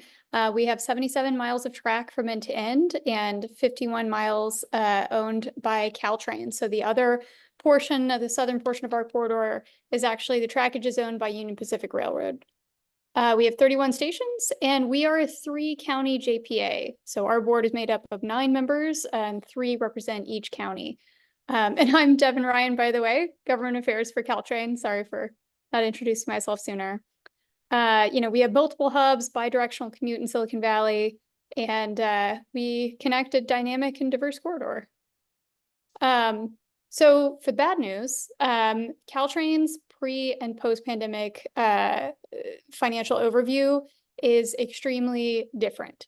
So pre-pandemic, Caltrain was funded 73% of our operating budget came from fares, basically tickets and our Go Pass program. Now, today, 22% of our operating revenue is coming from fares. So that's a loss of about $60 million a year, or around $70 million when you adjust for inflation. We also used to get member agency contributions. So our 3 member agencies, SFMTA, Samtrans, and VTA, contributed pre-pandemic somewhere in the neighborhood of $20 to $40 million a year to Caltrain. And now that that contribution is gone. We did pass Measure RR in 2020, which it was a lifeline for Caltrain, and brings in basically the amount of money that is needed to sustain the railroad at all at present. In terms of our operating deficit, obviously pre-pandemic we didn't have one, but now we are facing $77 million a year on average over the first 7 years, starting in FY 2027, in terms of an operating deficit. And in terms of service model, similar to BART, Caltrain was a commuter railroad. We had 81% of our customers commuting 5 days a week. And now Caltrain is a regional railroad. We've got more all-day service, more weekend service, more diversified ridership, and equity-based fares. So more on the operating deficit. So you can see from FY 2027 through the following 7 years, the average is about $77 million a year in deficit.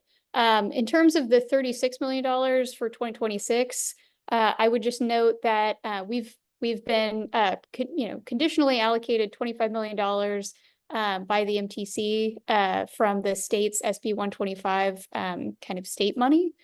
So that's sort of plugging a lot of the hole for FY 2026. And so major issues impacting the deficit, like why do we have a deficit?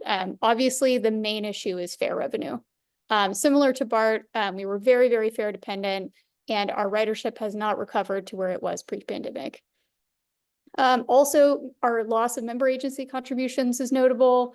And the other major factor is energy costs. Caltrain has launched a new electrified system, but we're paying retail prices for electricity. So electricity prices are up, and so are our costs. So assumptions on current deficit projections. I won't go into this too much. I know we're pressed for time, but I will say, Caltrain is counting on the low carbon fuel credit program. We are also counting on some higher costs for insurance. It's, when you have a brand new wonderful system, you also have higher costs for insurance because insuring it costs more. And we also notably haven't raised fares in about 4 years, and that was because, we're really trying to grow ridership. And then in terms of ridership data, again, similar to, so many systems, what they experienced during the pandemic, but especially Caltrain, we lost essentially 97% of our ridership in late March of 2020. So that was pretty devastating, and we are still not fully recovered from that basically transit apocalypse that happened in the first part of 2020. In terms of ridership projections, in order to get back to where we were, we think realistically, it would basically take until FY 31 for weekday ridership to even return, and that's with like 20% annual growth, which is very, very positive, or I guess generous on the likelihood there. And so we need a new funding model. And that's something that we're looking into now in terms of regional options, which is, of course, our first preference.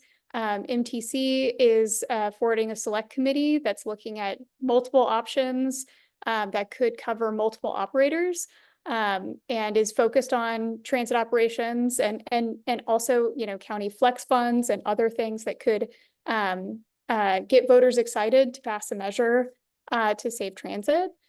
Senator Wiener is also working on this, and there are other options that are being discussed. If we were to go to Caltrain member agencies, these are sort of the amounts that would be based on AM boardings, what each would owe.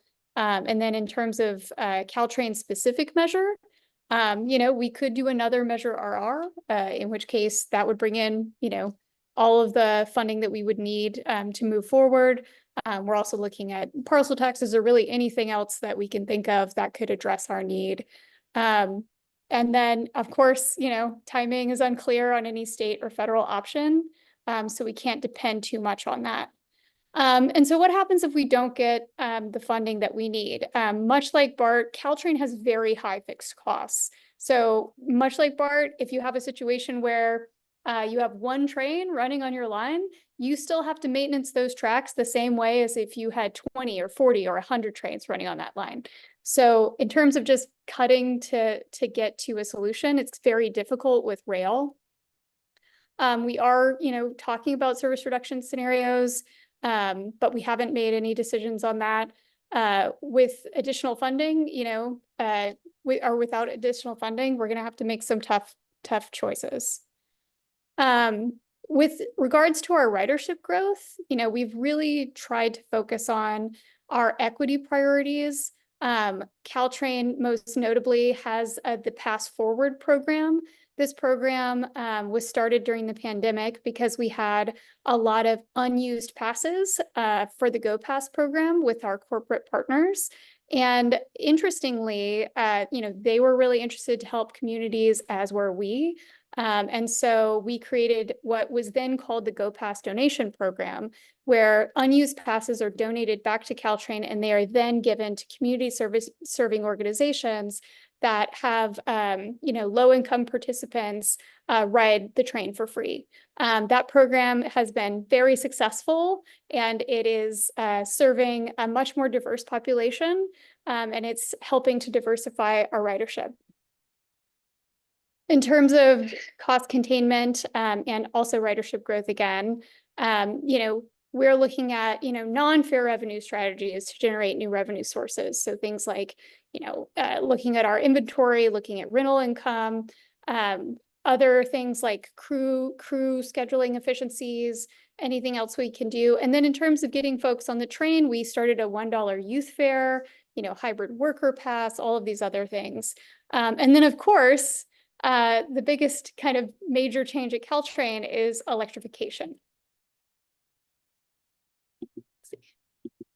And so this is a really transformational moment for the railroad. We started as a steam engine in 1864, then we made it to diesel, and now today, as of Saturday, and I hope so many of you were there, we launched Caltrain's first revenue service electrified train system. And it was a really monumental moment. We're so proud to have worked on this, and we're so grateful to all of the community members, SFCTA, and so many others that made this possible. So, we had a really wonderful launch party on August 10th regarding this.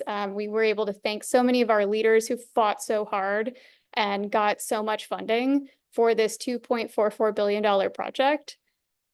We had an amazing launch party in both, we had events at every city on the corridor. We had, I think it was around 8,400 people at Palo Alto, 7,000 people at San Mateo. It was a really phenomenal series of events. We had free fares all weekend, and we just had a humongous turnout from all of the communities across the corridor, and we're just so grateful to all of them. The benefits of our electrified service are wide-ranging. So not only are there rider benefits, for example, rider amenities in terms of experience. So they're smoother, they're quieter, there's outlets at every seat, there's free Wi-Fi, there's spacious and accessible bathrooms, there's digital trip displays. But in terms of, the brass tacks things the commuters and riders most care about, which is it's faster, it's more frequent, and there's just more service. I myself personally, I'm at a local station and my service doubled. So now instead of once an hour, I can ride the train every 30 minutes. Again, first class experience for everyone. And then just the turnout from the community has been amazing on electrification. This is why we do it. We do it for the public. And, we're just really happy to have a safer, better and better performing system. And we hope that that's going to bring riders back to our system. And so with that, I'll close some information on contact, but I'm happy to answer questions at the end as well. Thank you so much, Devin. And last but not least, we are going to hand it over to Rally Katapang from SFMTA. Rally is a section director for budget and capital finance. So Rally, feel free to start your slide deck.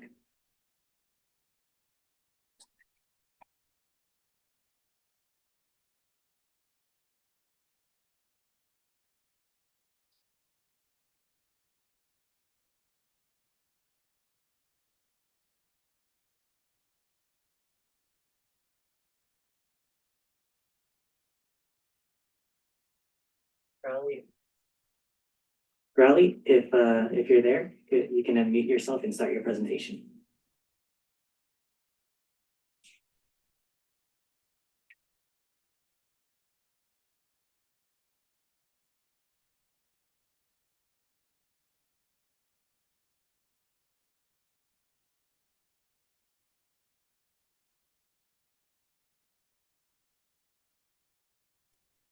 Sorry, my I was having some trouble trying to find my unmute button, but let me share the screen again.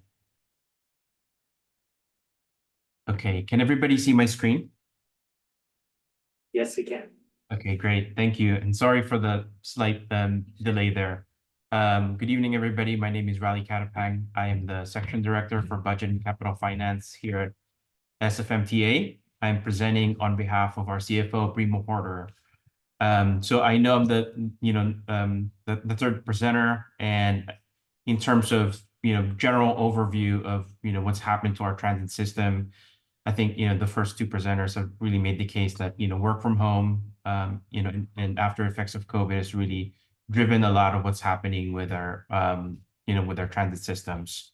So I'll start off with our financial trends, and I'll try to breeze through my slides and just focus on the main takeaways so that we can leave more time for questions. So in terms of financial trends, what's different with Muni is that our funding mix is of course different, and beyond transit provision, we also have our sustainable streets and taxi. So it's a consolidated agency. So as you've heard from the other presenters with BART and Caltrain, transit revenue is down. Because of less ridership, transit revenue is down. Our parking revenue is down. So one unique feature with MTA is that transit revenue is actually not a big portion of our operating budget, and a lot of the monies that we use for operations is coming from parking revenue. But even that is decreased after COVID, and MTA is also about a third to 40% funded by the general fund. So we're more closely linked with the general health of the city's finances. And as you've heard in the news, the city is experiencing slower growth in our general fund. Our federal, state, and regional relief will be ending in fiscal year 27. And in response, we reduce our expenditures that's within our controls.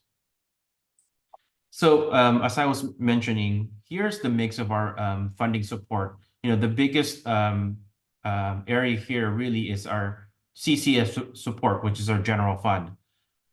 Transit fares and parking is down heavily. And really, this is the part that's giving us the most trouble. And federal relief has been a source to backfill decreases in our transit fares and parking revenue loss. So additional revenue sources are being impacted. Transit fares, our enterprise revenues, these are fares that are within our control. And the prices are, pricing of those services are within SFMTA's authority. They're both down, transit fares and parking revenue. And general fund is still slightly increasing, but not as much as before. So here is a graph of the general fund support from the city. You'll see here, back in the early 2000s, our growth rate for the general fund was between 8 and 12%. So general fund has always been a source for the agency to grow its services. But in the future, we're looking more into around 3% growth. So even though, there's still growth in, the city support, that slowdown is really giving us a lot of trouble. So here you'll see, our budget and, how that relates to the federal and state relief that we're getting. So we have a balanced budget from, for the next 2 years, 25 and 26, but starting fiscal year 27, after the state and federal relief runs out, then we hit that cliff that everybody's talking about. Folks talk about fund balance, and for MTA fund balance is basically the money we have at the end of the year when we compare actual revenues and actual expenditures. And in previous years, we've had healthy fund balances even as high as $160 million. But we ended fiscal year 24 with barely $8 million in there. So it's not really a source for us to take care of any of the fiscal cliff in the next coming years. In terms of expenditures, we adjusted for inflation. We're actually spending 6% less. So as you'll see, majority of that is really salary and fringe, and combination of non-personal services and materials and supplies. So here is just to illustrate that if our expenditure is going to grow at 4%, and our revenue is only going to grow at around 3%, we're really going to have a big gap in terms of a structural deficit. So just to recap, our revenue growth is slower than inflation, and our federal, state, and regional relief is going to be fully expended by fiscal year 27. Okay, maybe we can talk now about our fiscal year 25 and 26 budget that was really recently passed. So we are really trying to cut down on our costs. We've limited hiring and put about $50 million worth of vacant positions on hold. We've limited our non-labor spending and increasing it only by inflation. We really worked hard this year to increase our fare, fees, and fines, but that only netted us $12 million annually. And we are trying our best to increase that, but of course balance it out with making sure that we are still being equitable. We haven't had an ability to add any muni service despite growing ridership, and we've only done cost neutral service changes. After we passed the budget, there's been some negative changes. Essentially, there was less general fund to help us support. Our revenues also got revised down. So we further reduced our budgeted hiring and deferred some one-time investments. So the main takeaway is that we have a balanced budget right now, but it has worsened since that's been passed. Now we can go to our 5-year deficit projections. So the main headline is our deficit ranges from 239 million to 322 million. So we now are giving ranges to our deficit because it's so hard to predict, and it's all dependent on these hosts of reasons: the economic health of the city, our use of flexible funds, any additional resources, any policy choices, and so forth and so forth. So it's still big, with the 240 million to 322 million projected for fiscal year 26 and 27.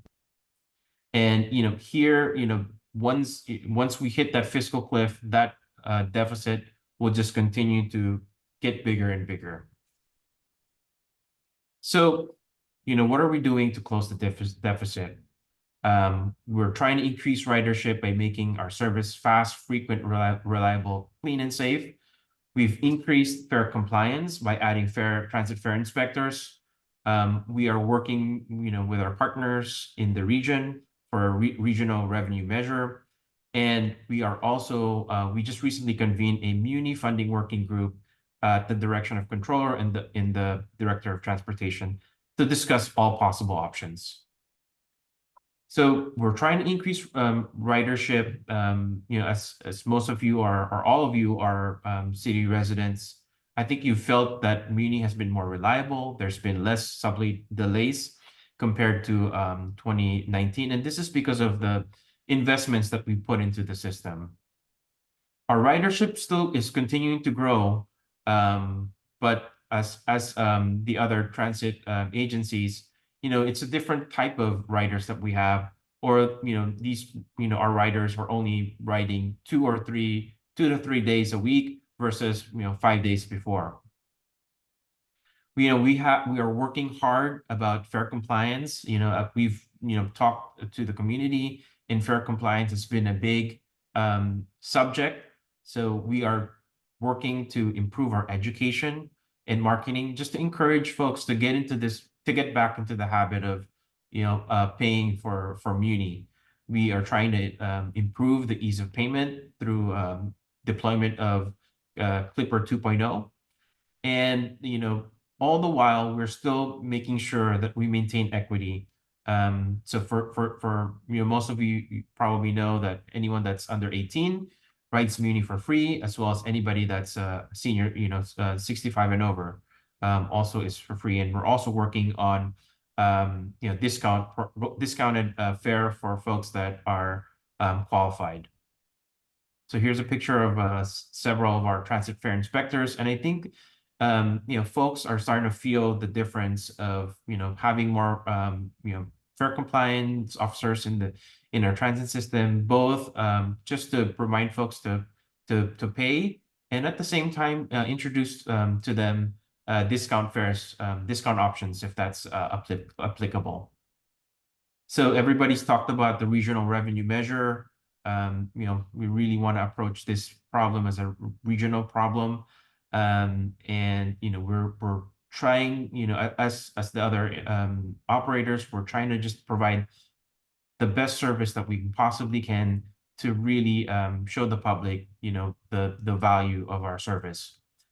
And then recently, last Monday, we convened the Muni Funding Working Group. This is similar to some of the working groups that we've had in the past. Members include some members of the Board of Supervisors, labor, business, community-based organizations, and transit advocates and experts. So we're looking at several things just to look at improving our service, possible service cuts, some revenue enhancements. So we're just laying everything on the table, to get everybody's feedback on how to move forward with funding Muni. So in summary, our financial situation has been made worse by the after effects of COVID. We are going to run out of our federal relief in fiscal year 27, and that's going to result in a structural deficit of between 240 and 320 million. The size of this problem is huge, and multiple solutions are needed. We are working with the regional measure as well as the Muni Funding Working Group, and we're really fighting hard for our workforce and making sure that we don't sacrifice our workforce as we go through these budget issues. That's, I believe, the end of my presentation. Thank you so much. Thank you so much, Raleigh. That's the end of the presentation, so we'll turn it back to you, Chair Siegel and CAC for comments or questions. Thank you so much, Martin, and all the presenters. Member Ortega?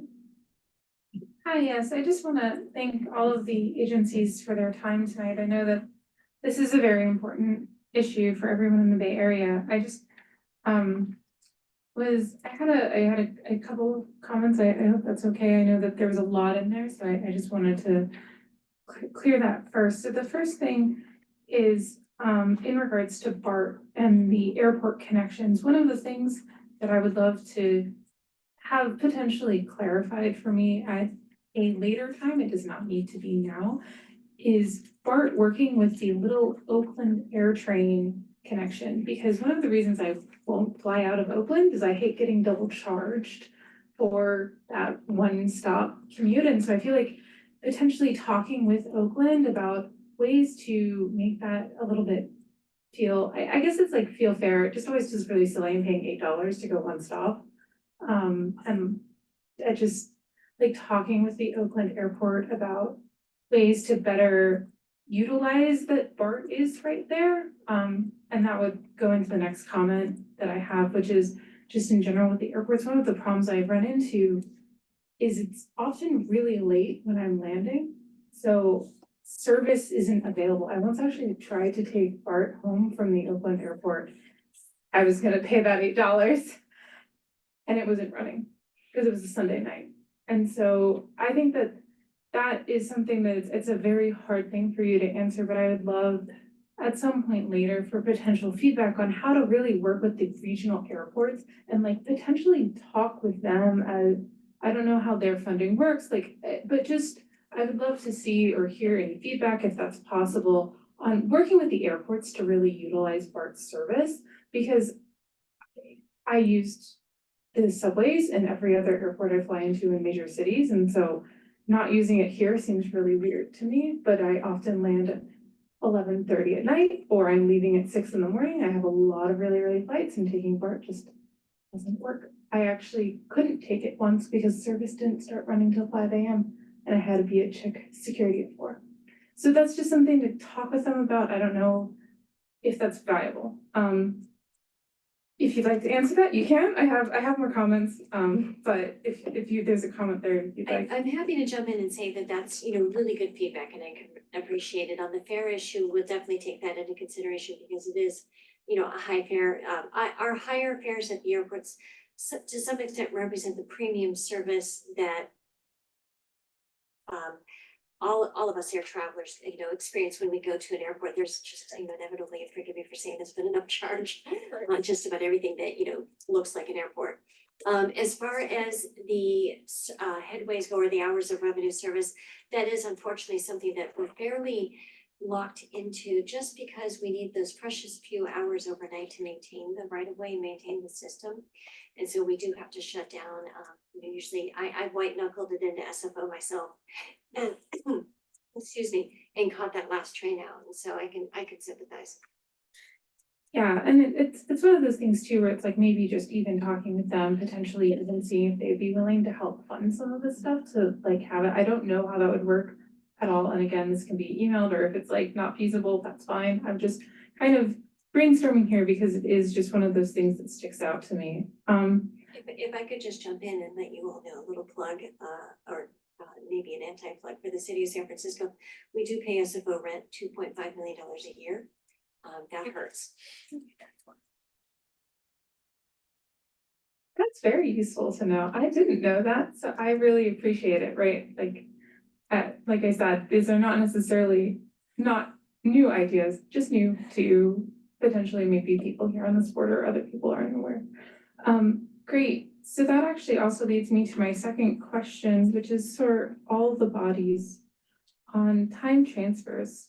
And one of the things that I would, especially with Caltrain and Muni, whenever I was taking Caltrain to work and I wanted to take the Muni, there was probably not a Muni when I got there, which would have been really great. And I feel like time transfers and or more interagency connections could actually be really like I know some people at my office who work off the Brandon End station who take BART into work or they take the ferry, and like having just sort of a time transfer for them. And that's obviously something that would require a study, but it could be a really interesting way of like promoting that increased ridership and solving the last mile problem, which I feel affects BART and Caltrain a lot more. Like I don't like taking Caltrain to South Bay because my friends never live next to Caltrain. That's the reality. it's like, it takes an hour to get from the Caltrain station to their house, even though it only took half an hour to take the train, right? And I could drive, and it's easier, and it's, I hope the electrification will help make that time even less. So I have a lot of hope, but one of those notes. And then my last comment is to Caltrain directly. One of the things that existed in pre-pandemic time in 2019 is that companies could buy into their Go program. However, I worked for a company that would not, because they had to buy the Go program pass for every single employee on site. Has that changed? Because I think that would be a really excellent source of revenue for companies that are willing to opt in to buy for a select number of employees. I know that this program has been gotten rid of at several major companies along the peninsula because the overhead cost and usage rate was too high because most of the employees weren't taking it. So the 20% that did utilize the program were no longer getting it and therefore didn't have the appeal to take Caltrain. So I'm curious if that policy has been reevaluated to encourage people to go back, and then the companies are buying in instead. So that way it's the employees are like, this is a great company perk, and the employers don't feel like they have to pay for 7,000 people when only 1,000 people take the train. That's all of them. Thank you. Well, I'm happy to jump in and answer some of those. I don't know what order we want to take them in. But I'm happy to say that, the Go Pass program is something that we are, talking through and reevaluating. We're also talking about creating like different types of passes and things like that could get more people on the train. I think we have frozen the Go Pass fare to a much lower fare for a long time now, for years now, which has, I think, stabilized a lot of our customers. But that's, something that we're going to have to reevaluate as we move forward. Part of the issue, obviously, is that, this is a revenue generating program. And so we're really trying to move forward in the best way that we can to both balance ridership and also balance revenue. But if we were to get an external source of revenue, for example, a new regional measure or something like that, that would give us more flexibility on that program. And I think I can't remember all of the questions, but on timed transfers, I would say that, Caltrain, obviously, we just launched a brand new service that doubled service and at many local stations. Obviously, the last mile problem is a significant issue for Caltrain. I know it's also a significant issue for BART. We are, doing everything that we can to address as many issues on the regional side as we can in terms of the Muni connections, the BART connections. But at the end of the day, that last mile problem of, somebody just lives in Campbell, that's going to be a continuing issue for us. And we're working on, anything that we can do to just improve the rider experience and let them, save as much time as possible. Another thing that I would just mention is that Caltrain will be reevaluating our schedule to be more coordinated with the region in January. So hoping to launch another, sort of schedule change that will hopefully better improve those transfers. The electrified service schedule obviously just started on Saturday, and the new commute schedule just started 2 days ago. So we don't really know yet how people are going to respond to that schedule or how it's going to help transfers, but we're really hopeful that those changes will be useful to folks.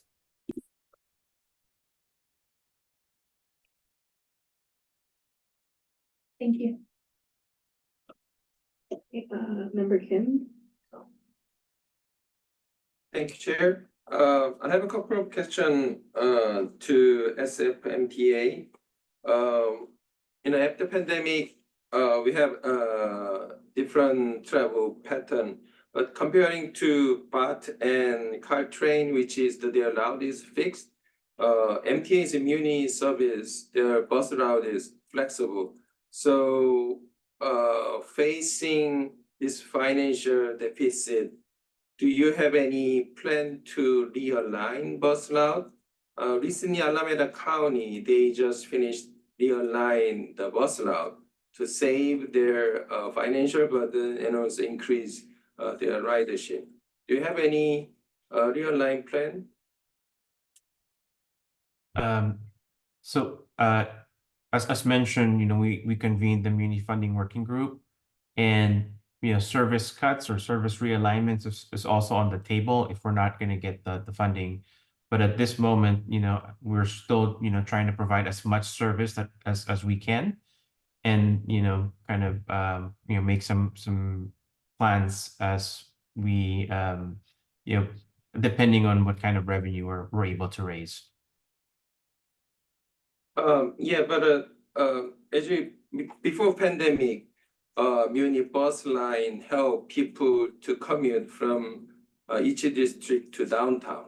That's the main purpose. But right now at the pandemic, there's more demand to traveling within district and between district, which Muni doesn't provide properly.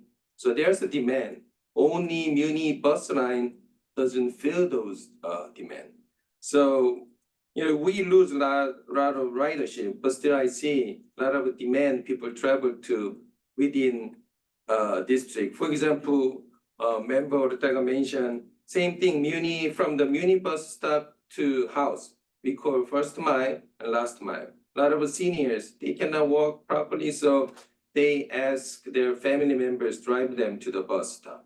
If we have some new bus line or little shuttle, short distance, more frequencies going around within district, maybe is the new revenue source for munis. So maybe it's urgent situation right now, but this is a good time for Muni to consider new route or new service. If you see other cities like Asia, I'm from Seoul, there's a village shuttle, small bus, normally yellow one, and then seniors and little kids use most.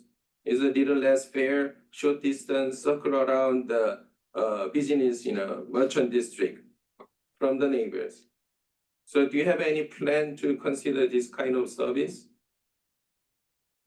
So I'm from the budget and finance group, but I believe our transit planning group is looking at travel patterns and making some changes to our bus routes just to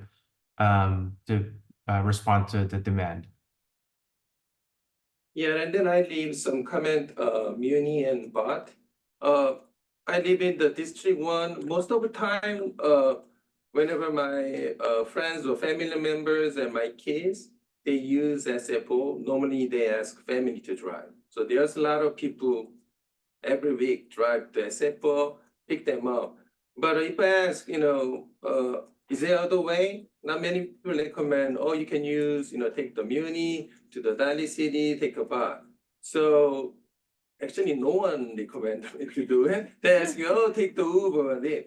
So maybe this time we can make really good connection and promote, ask San Francisco use, take a Muni to the bus station, and then there's about the SFO. Or anybody, I have my kids growing up now, they become college student. When they come back from the college, take the bus to the station and take the Muni to home. So you don't need to ask me to, give you a ride.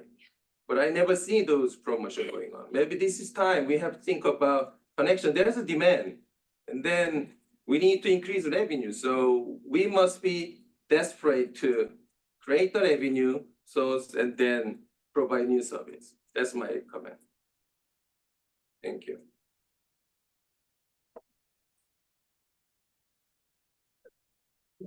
Totally sure whose card went up next. Number 4. Good evening, thanks for the presentation. It says this is an information item, and so I feel like I got a good dose of public transit advertisements, which is great because I love public transit. But I guess what I really wanted you guys to, I was hoping to see the polls and what can we actually do about the funding gap that was teased in the agenda sides. What I heard over and over again that costs don't scale with service. And that we have a funding gap because we're not getting fare box revenue. So what is the ideal funding that would be stable for this sort of fixed cost system into the future so that we're not chasing under pennies? And then secondarily, if we had the ideal service, the funding mechanism, and cost don't scale with service, why don't we have tons of service? Why can't we have every 3 minutes, 90-second service like they do in other world-class cities? Those are just my questions too.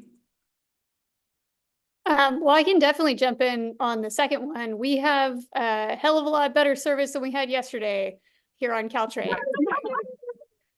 We absolutely agree. Like, you know, why can't we have the best in the world? And now we do. I would say, you know, these trains are very similar to what's operating in Switzerland and Zurich right now. These are, smoother, quieter, and more frequent. I mean, the biggest thing is that, you know, Caltrain is limited by the FRA with how fast our trains can go. We can only go 79 miles an hour. However, because these trains are able to stop and start so much faster, we're actually able to double service at local stations and increase service and increase express service just because of the performance of the vehicles. So in terms of why can't we have better trains, we love better trains. We are all about increasing that. So we actually, because we had an option that was expiring on our contract for these trains, we actually ordered 4 more EMUs. So right now we have 19. We ordered 4 more. So we'll now have 23 coming in over the next several years. And then we're also going to have a battery train piloted on the system for our southern portion. So again, unfortunately, south of San Jose, like that portion isn't electrified. However, we're trying to address that by piloting the first bi-level battery train possibly in the world. We don't know of any others in Europe or Asia. This would be a first in the world running on Caltrain, and that's expected to be delivered again over the next several years. So agree with why don't we have great service all the time? Part of it was that we were running 1985 diesel locomotives, and it's just very difficult with that level of performance to reach the speed and the frequency that we needed to. That being said, part of it is honestly, financial. I mean, Caltrain is limited in the service it can provide with the amount of money that it has. So then what's the revenue model? What can we actually pass? Oh, right. So that's the next portion. So I think one of the things that, has been looked at MTC that the select committee is considering is, filling fare box loss. Another thing that's being looked at is, covering deficits indefinitely on like a 30-year basis. There's a number of, proposals out there. And most of them concern a sales tax, maybe a half-cent sales tax, or a combination of a sales tax and a payroll tax, or some folks have been discussing a parcel tax. MTC recently said that it was not as into a parcel tax for this measure. But the idea would probably be some form of regional tax. At least that's what MTC and both, Senator Wiener's office has been talking about, some form of tax, either sales or payroll.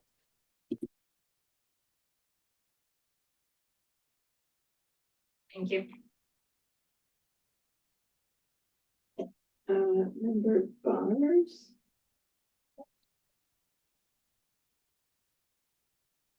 Okay, thank you. Thank you for the presentations. So my comments are a little bit along the lines of Member Ford's. I feel like you have successfully painted a picture of a bleak future without transit, and that the stakes of this are very high. Message received. I am equally impressed. I use BART every single day, so I am a regular BART rider, and I have to say the conditions on the system are notably better the level of service is incredible. I got the opportunity to ride the new Caltrain electric train last week, and it was just exceptional, so good. So like we are making strides to improve the quality, reliability, and frequency of our regional transit network. However, I have been hearing rumors that the conversation at the select committee at the regional level are not going well, and that there isn't a clear path to a sustainable funding measure.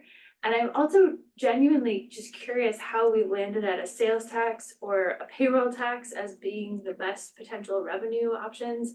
I don't understand why tolling, especially at a regional level, especially at a place like San Francisco that has no tolls on our freeways, and considering that we are such the significant either origin or destination of transit, like why that's not on the table. I'd like to understand more about what we are doing and politically how viable those options are. I can take a stab at answering the question, and then I invite the operators to join in too. Earlier this week, there was a select committee meeting. It was a joint meeting between the select committee and the full MTC commission. MTC staff presented two scenarios that were revised versions of what was presented in August. These two scenarios, there was a one, the scenario one is a 4-county scenario that funds a certain portion of the transit operating shortfalls, and then there's a larger version, scenario 2, that funds the majority of operating shortfalls, although both of them do scale down over time. The first scenario uses a sales tax, a half-cent sales tax in the 4 counties with an option for other counties to opt in. And then the second option uses both a half-cent sales tax as well as a payroll tax in all 9 counties, generating $1.5 billion. The select committee and the full commission were asked to rate the scenarios, and they rated, I guess you could say poorly, on a scale of 1 to 5, 1 being, yes, let's do it, 5 being no way. Both of them were rated on average closer to a 4. And so a lot of committee members and commissioners brought up concerns about both options. There were concerns about sales tax, there were concerns about payroll tax. Commissioners and committee members also brought up the need to look at other options. So in the next meeting in October, they do expect to bring back a third and fourth option. From what we understand, generally, those options could include something like the operators doing measures themselves, having the operators lead measures themselves with support from MTC. And then there's also another option that got brought up that was suggested by Jim Lunderman from the Bay Area Council, where counties create sort of like their own expenditure plans and put it on their own ballots. And it's up to the discretion of each county to put it forward. So those 4 options kind of illustrate how many different viewpoints there are on how to tackle the transit fiscal cliff. In short, there isn't really any consensus built. Sales tax is being pursued, at least at this level, because it is, at least in MTC's opinion, a bit more politically viable than other funding sources. There was originally parcel tax that was on the table in this iteration of the 2 scenarios that MTC is looking at. Parcel tax was sort of moved off the table in the last 2 versions because of concerns about competition with the affordable housing bond, which also taps into property-based taxes. That's the bond that was just pulled off the November ballot, but may come back in future years. That's why they introduced payroll tax, but payroll tax also has some concerns from the business community.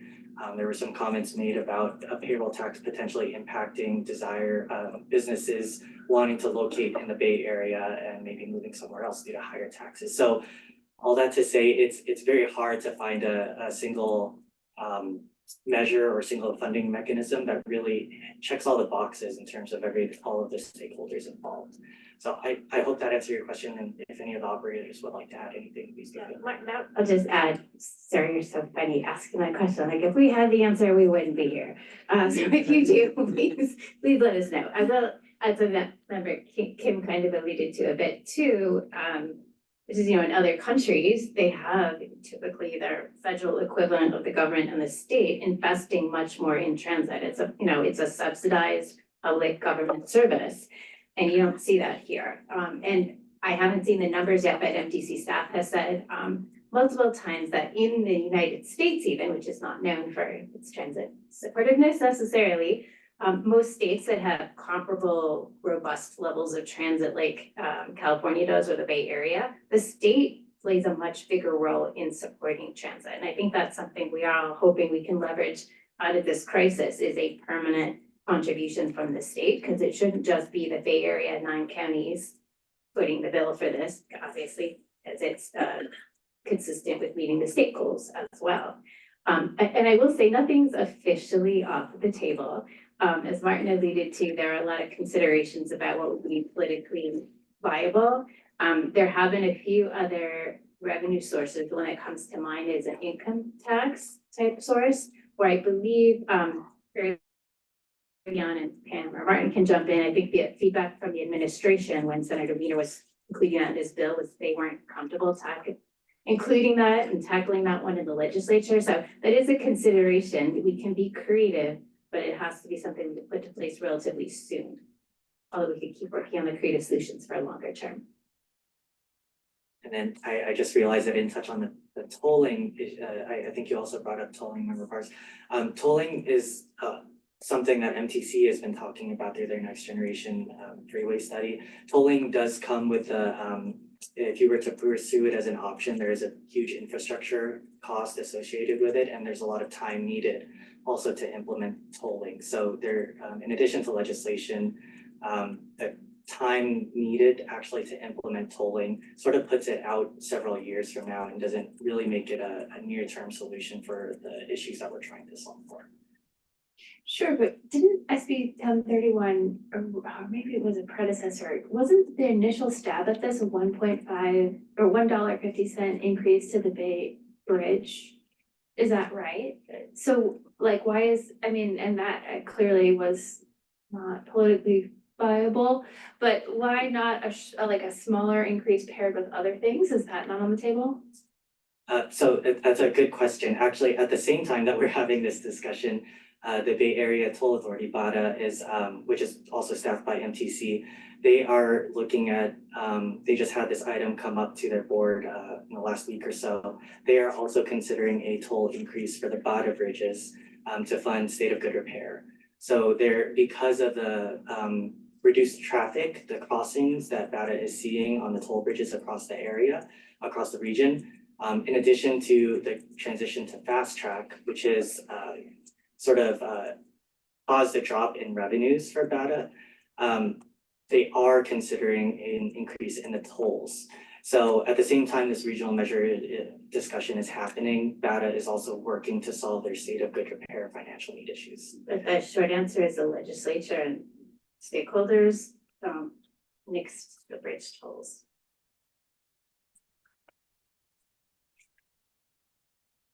Member Milford Gonzalez.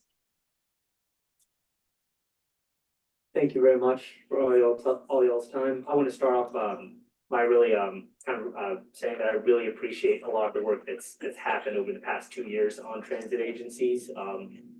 I used to commute via Caltrain and my roommate still does, and it's incredible with the new train sets. He raves about them all the time and is learning names of models of trains, and he has been a big car guy his whole life. It's great. I also spend a decent amount of my weekends biking in the East Bay, and BART has been absolutely critical for my ability to do that. Services better on weekends than ever, and it's just great. Looking at I guess the upcoming funding crisis, one thing that when talking to other people and trying to raise awareness, I really appreciate that BART has put forward a scenario of what happens if this doesn't go through. And I can point at people or point at this scenario and say, yeah, look, 3 lines, 1 train an hour is what happens if this doesn't get fixed. Caltrain, and I have not seen as clear of an example from Caltrain and Muni. I saw in this presentation, Caltrain mentioned a potential for 1 train an hour, no weekend service. But I would appreciate if it would be possible to have similarly clear here are the consequences, things that we can point at as advocates when we're trying to raise awareness in the community about this. In addition, when looking at general projects, that these agencies are undertaking right now, I would greatly appreciate a mechanism for evaluating project success and impacts on ridership. As the new fare gates have been rolling out, I've so far really only experienced them in the East Bay, and they're very unreliable, and you can only take a bike through the wide gate, but there's often only one wide gate per station. So especially if I go over on a weeknight, there'll be lines of people on both sides waiting for taking turns going back and forth, trying to figure out how to get through. It really kind of screams like no bikes, no wheelchairs, nothing big at this station. I've kind of transitioned to actually using the ferry more often when I can help it, crossing the bay, because it's just so frustrating. Stand in a line for a while to try and get through the gate, and then my Clipper card doesn't work, so I have to go back to the gate agent, and then they have to scan me out and let me through the other gate. And it's like, I have roughly a 50% failure rate with just getting the card read at the new gates at West Oakland and Fruitvale are the two stations I've used. And it's just, I guess, incredibly frustrating that there's no way to provide feedback. It seems like the measurement for the new gate success is that they've gotten installed. And I'm aware that in the measure that was passed for the last funding expansion, it was put in that the gates need to be installed across the whole system in order for BART to retain its emergency funding, which makes it seem like not much can be done at this point. But at least for future projects, is there any way to kind of put in some way to measure if the project actually works and is beneficial? Because at least on the gates, I'm pretty concerned that we're 15, 20 years down the line, we're going to have to build new gates because these things just don't work reliably and they greatly reduce throughput at the stations. So I want feedback. I haven't seen the problem that you're experiencing, but you've described it very well. So I will take it back to the Fairgate team. I talk to them on a daily basis. And we are working very carefully to dial in the Fairgate opening and closing, because we want people with bikes and strollers and wheelchairs to be able to get through. But we also want to prevent as much tailgating as we can. So the team is constantly tweaking and adjusting these fare gates. So your feedback's helpful. I assure you that I will take it back to Sylvia Lamb. She's my peer managing the fare gate program. And and I'm not sure that I can't commit that we'll be able to fix it, but I'll certainly report it back out. But as far as metrics for measuring project success, yes, we do have metrics that we put in place whenever we implement a new project, whether it's our recently completed Transbay 2 earthquake safety program or our new railcar program, which we've all rolled out the new fleet of rail cars. And sometimes we don't get it right. Sometimes we need to go back and reevaluate and tweak. You're telling me this about the fare gates. We really held our railcar vendor. We held their feet to the fire so that we can ensure that, be confident that we were getting the reliability that we need out of the new vehicles. So it's something that we take very seriously, and we are always looking for ways to measure ourselves. So, and if you ever have any questions about BART, you can contact me. We have plenty of ways to contact staff on our website, and always, the board of directors is a good spot to start with as well. And just to clarify, the difficulty of getting bikes through the fare gates is tied to the width of the rigid gate going all the way up. With the current fare gates, the wide gate you can easily get through, and then the other gates you can just lift it up. With the new gates, the narrow ones are simply too narrow for any bike that doesn't have very narrow handlebars to actually fit through. There was an East Bay bike party 2 weeks ago, I think, that I was at, where we were in a line going down the platform trying to get through, and people kept trying to go through the narrow gates, and you'd see people like mashing their bikes all kinds of ways and just not physically fitting through the space. So it's just like the gate design is narrow enough for one person who probably not. It's like one person of like normal height, and it's just not possible to fit other things through that opening, regardless of how long the actual gates are. I want to thank you for that clarification. That is great feedback. Yeah, and I just wanted to say briefly on the Caltrain service impacts issue with regards to our funding deficit. Caltrain will be bringing back more financial information, including information like that in the November timeframe. The reason for the delay on that is actually because we want to run the new trains and the new system on the new schedule for at least a month to be able to understand, our electricity usage, our maintenance costs and things like that better before we sort of finalize our new estimates on our deficit.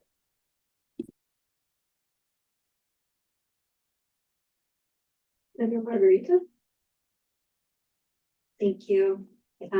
Well, first of all, thank you for such an in-depth explanation to all of you. That was a lot of work, so I appreciate it. I have some comments. Some of them have already been stated, but and then I have a couple of questions. So I'll start with the Regional Transportation Revenue Measure. That's working. The MTC is convening the new select committee to build consensus for regional transportation revenue measure. That's working with Scott Wiener. How were those select committee members chosen? How many are there? Who are they? What are they representing? And so it's the first question. For Caltrain, let's see, on the major issues impact deficit, it says low carbon fuel source, $5 million annual, may have challenges to get this amount. I was just gonna ask why. Why would there be a challenge to get that amount? The other point, and I think Member Ortega brought it up, but I'm just going to piggyback on top of that. I know long-term, that's more of a long-term plan and there is going to have to be some investment put into that. If there's some tolling that's added as, let's say, okay, so in order to come to San Francisco from the East Bay or Golden Gate Bridge, etc., you've got those bridges. From Alameda County, you gotta pay to get into San Mateo County, right? So just as an idea, again, I know that it's gonna cost a lot of money, but I think long-term it would be great if there could be like a 101, 280 for cars coming in to pay a toll, coming into the city.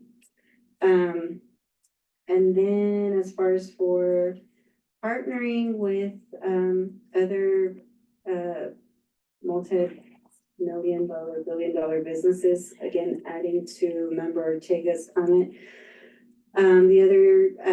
There's been several times, similar to the comment that Member Kim made. So folks coming from BART, if it's late, they can't jump on the BART. But the other days, I had to tell folks that, after coming out of the Chase Center, because the concerts came out so late, 12:30 a.m., then, they couldn't get on BART. So I had to go and pick them up. But why not partner up with the Chase Center, AT&T Park, the Warriors, the Giants, et cetera, et cetera, et cetera, all these different big time, multi-million and billion-dollar corporations that, the Chase Center tickets, as an example, they couple them with the parking lot, which is like $50 or I don't know, $100. So why not couple it with a shuttle service that can give them a ride to BART or Muni, et cetera, like, I mean, it's a mutual benefit and it benefits the environment. So again, Chase Center, AT&T Park, Warriors, Giants, museums at Golden Gate Park, and environmental agencies, because they need to see the investment that's good for the environment, that they need to work with y'all to make sure that we still have Mother Earth. And I also added the Bike Coalition, right? Like, let's partner up with all these different organizations that have money to save our local transportations. Okay. And let's see, is that one all? Oh, and I think you mentioned it, but the members of the committee don't like it. But yeah, I wrote down people, taxpayers, they get a break if they haven't quote unquote environmental friendly car. So why can't taxpayers get a break if they ride BART, Muni, Caltrains, et cetera? So that's where it kind of like puzzled me why who's this committee that's kind of like saying no? Sorry, thanks. Thank you. I can tackle that question and then I'll hand it over maybe to Devin to handle the LCFS question, and then any of the operators, if you'd like to address the question on partnerships with venues. So the select committee was established by MTC, and it consists of commissioners representing all 9 counties, plus staff from Senator Wiener, Senator Wahab representing the East Bay, and Senator Cortese representing the South Bay. So staff from those offices, and then there are also members from sort of different sectors of the economy. I guess you could say there's a representative for business, representatives for labor, representatives for in the community and advocacy space. So I think there's a member representing Voices for Public Transportation, and there's also a member from Spur, which is a sort of a think tank nonprofit that looks at issues like transportation and housing. So that's your first question, Member Margarita, and then I'll go Devin, if you would you mind taking that question on LCFS? Yes, absolutely. And I will note that there is a typo in the presentation, and that should be the low carbon fuel standard, not carbon fuel source program. The reason why, so we currently have budgeted about $5 million a year from that program. We, put out a notice to CARB that we plan to access that program. And we've been working with CARB, that's the California Air Resources Board staff, to access the program in the way that we thought we would be able to. And so that's just something that's sort of an ongoing conversation with us and staff. And we hope to get to a solution where they're amenable to us accessing the program in the way that we thought we would be able to, which is as a fixed guideway heavy rail system, because we believe we are a fixed guideway heavy rail system. But hopefully that will be resolved relatively soon. If not, I mean, that's something that we'll continue to work on with CARB staff. But I want to thank CARB staff right now because they have been great partners with Caltrain and working with us and trying to get to a zero emission future. And they're very interested in our trains and how we're benefiting air quality in the Bay Area. So we're hoping that those conversations continue to go well.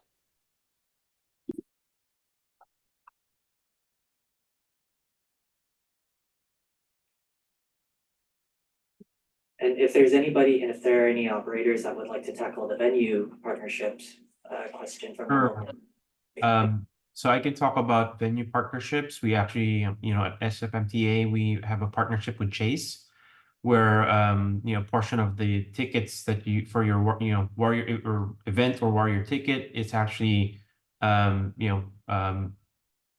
to MTA, and your ticket is also your ticket to the event is also your ticket to a bus that connects to BART at the end of the beginning at the end at the end of the game. And I think there's a comment about just providing tax break for folks that are riding public transit, and I think for most operators it's a highly subsidized service. So for Muni, actually I think the cost to per ride is actually $8. However, Muni only charges $3. So that service is already highly subsidized for users.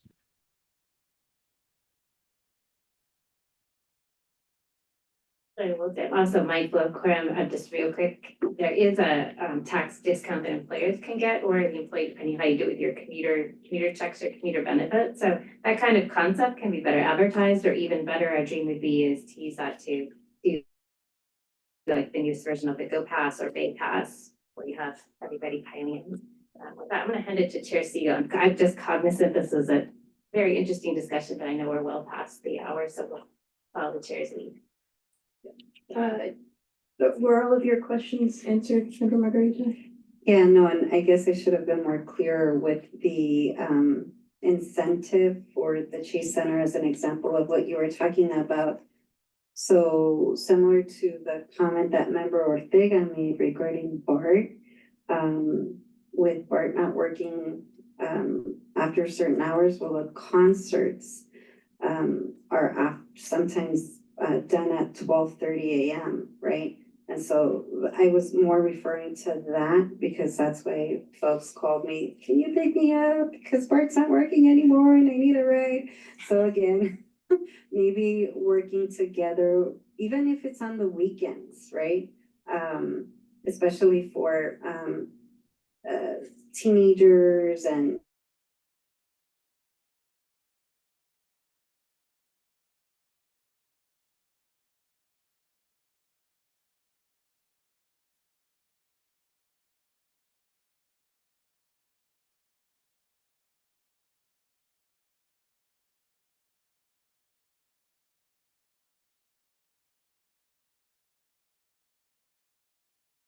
Devin, I think they froze. 'Cause I see Yeah. you, Yeah, but I can see that you're not frozen. right? Yeah, I'm here too. Hi. Okay. I'm just texting Maria, I'm like, you're frozen. So. I just pinged her and let her know. Okay. Thanks.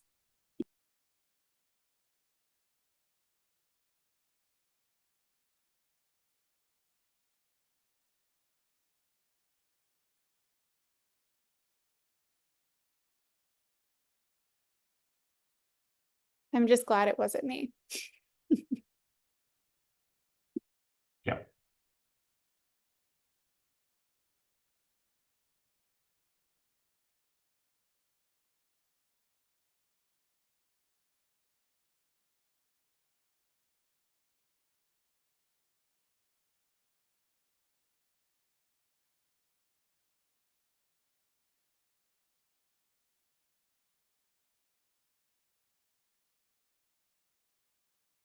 First Saturday Caltrain southbound to San Jose and was very impressed with it. Is Caltrain planning to try to get quote unquote the Google, and I use that term generically, the Google bus people that live in San Francisco that work on the peninsula to capture that segment of the population to utilize Caltrain? I think we have a moral obligation to encourage people to take transit because we have a climate crisis and the world is starting to burn around us. But I never hear any politician encouraging people to have a moral obligation to take transit.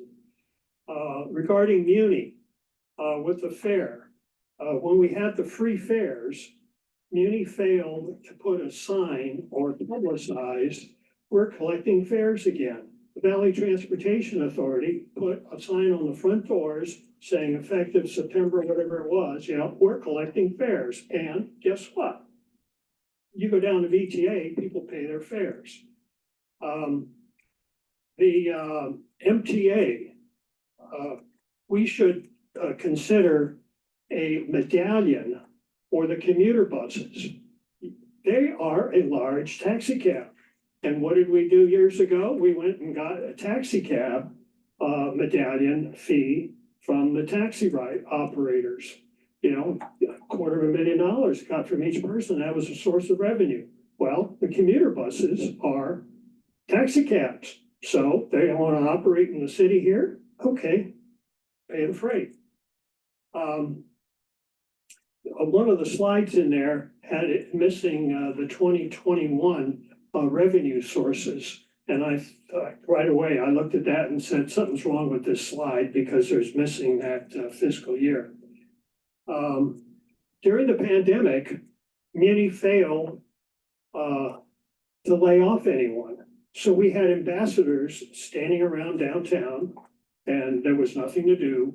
And we continued to pay them rather than saying, well, we're going to have to lay people off because we're reducing it, but we'll recall you when we come back. No, they paid all the service. I mean, they paid the wages. So that's one thing that I looked at was a possible mistake that was done. And also regarding the statistics on the subway delays, yes, granted, the subway delays are reduced, but they don't mention the fact, what I suspect is that, since we have a new fleet of trains with the Breda cars at over 4,000 miles between failure, and the Siemens cars were advertised at 25,000 miles for failure. Well, if you're changing the fleet over, naturally you would expect to see a reduction in the reliability or, failures and an increase in the reliability in the subway. So, and for Bart, thank you very much. I take Bart to Berryessa.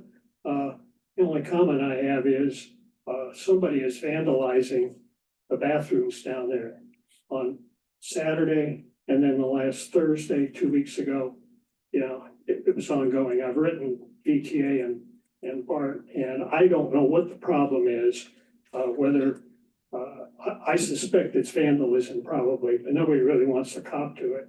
But to be out of service for that period of time with a brand new station, a lot of questions in my mind as to that. So, but anyhow, I think I've covered all three agencies with comments, and hopefully they're constructive comments and be taken in that vein. Thank you very much. Thank you. Is there any remote public comment on this item? Yes, we have one remote public comment. Roland, go ahead and you can unmute yourself. Thank you. Good evening, Chair Siegel and committee members. Thank you for the opportunity. Let me start with the bad news. Anybody who watched MTC's Transportation Revenue Measures Select Committee on Monday morning knows that a 9-county regional transportation measure is dead on arrival, at least until 28 at the earliest. So the question is what to do about BART, Muni, and Caltrain's respective fiscal cliff. I believe that MTC should focus on addressing the BART elephant in the room, and that the Muni funding shortfall should be addressed by the Muni funding working group, which met for the first time in this room on February the 16th. Now, with regards to Caltrain, the fiscal cliff will basically disappear once we supplement Measure RR by reinstating the AM boarding contributions by the 3 counties back to pre-pandemic levels. And I would like to take this opportunity to thank Supervisor Walton on this issue. Having said all that, I also believe that we need to figure out a funding source for DTX operation and maintenance before we can expect a full funding agreement from the Fed. In closing, we will probably end up with 3 separate voters initiatives who will dedicate funding revenues to specific projects in their respective counties. And I can close up with 3 examples. San Francisco would be DTX O&M, and before that we Caltrain operations. San Mateo would be grade separations, and Santa Clara County would be Dirigen and extended getaway service. And I'll be back on the general comment. Thank you. Thank you. Thank you. Is there any additional? There's public no comment? additional public comment, remote comment. Great.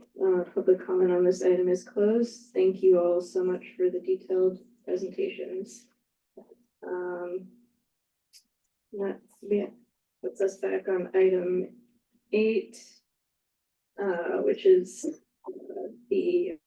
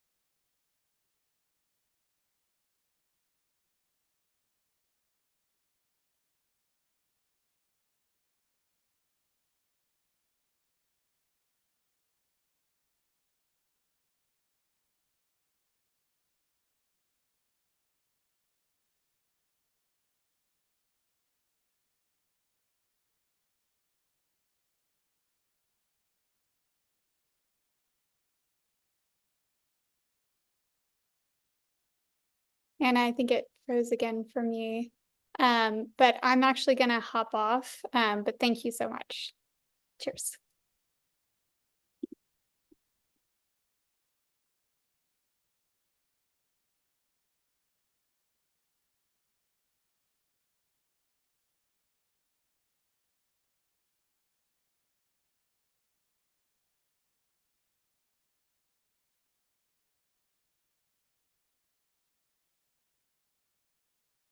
So we're happy to see US Bank propose a 7% increase in fees for if we were to borrow any funds. That would be at 293 basis points, which translates to 2.93%.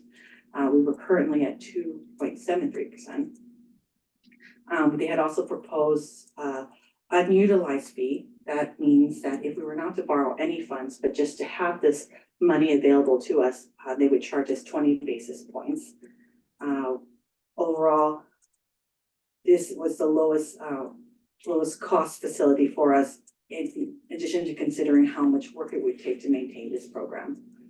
In terms of the fiscal impact, we are looking at approximately $15.8 million to have $185 million available to us over the course of 3 years. That's approximately 7% costs.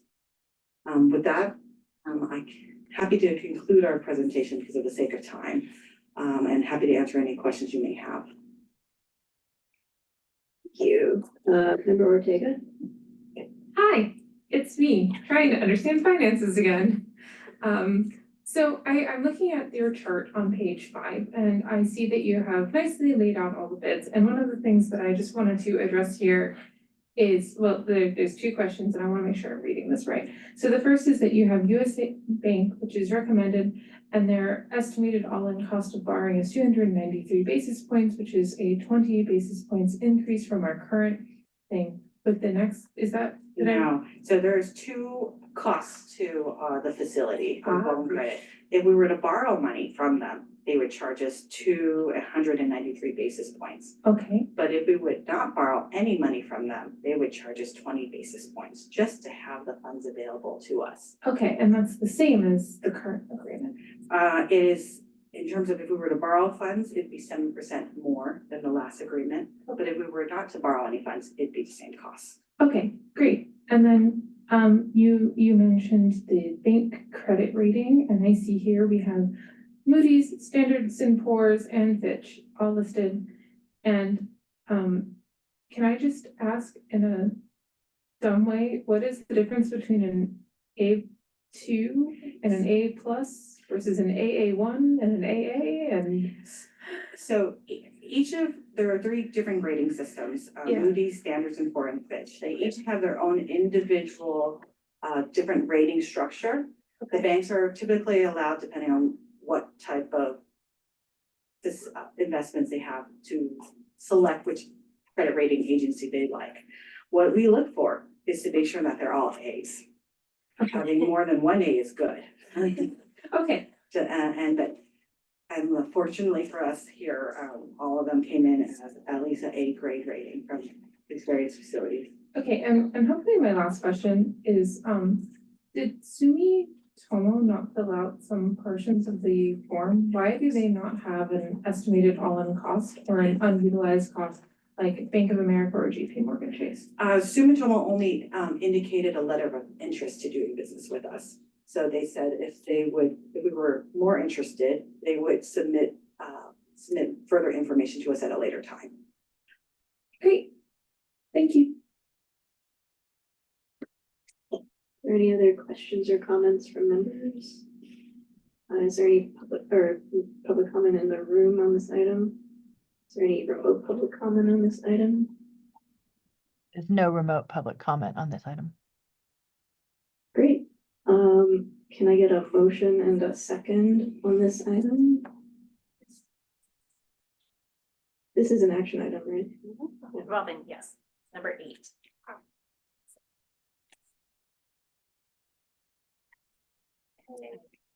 Okay, Member Margarita?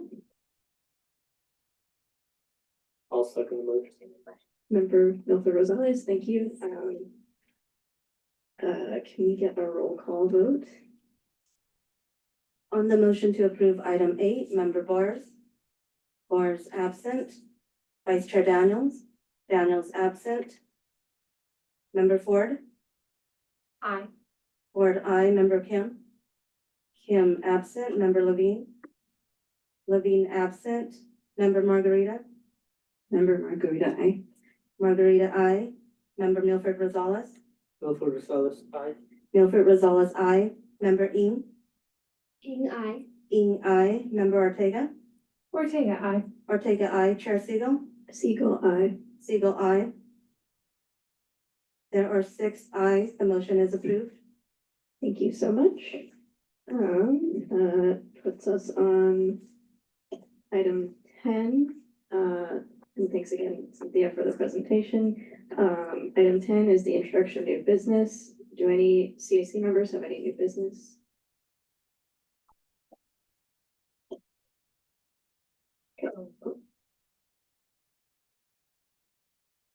I had sorry. I just had a request that the SFMTA comes back to us potentially on discussions with the movement of the J Church Street line from 27th Street to 28th Street. That can just be me, but I saw that that got approved and they said that it had strong support. However, on the phone call that I attended for an hour and a half, there was a lot of actual concern about that. So I'm just really curious about how they're saying there's strong support in the system. I'm happy to take that privately. Does not need to be a full agenda item. Just would love to reach out and talk with some people at SFMTA about that proposal. Thank you. Member Ford? Member Barbers actually asked if we could put this on the agenda before she had to leave. A follow-up on funding, regional funding measure for transit from SFMTA or MTC. A version of what we talked about tonight, focus on the funding part. And then a progress on the Vision Zero freeway ramp study that we had talked about probably 6-7 months ago. To go to the freeway ramps that terminate in. Member Milford Rosales? So I'd like to second, the support from Member Barnes' request for further funding, discussion. Also, I admit, I wrote out some questions that I thought were very good, and then I just talked about the new BART gates that made me angry and forgot the rest. Would it be possible for me to have like some kind of email follow-up or something with the people we have here today? All right, thank you very much. Yeah, can I be added onto that email? There's actually a couple of questions I had about fares.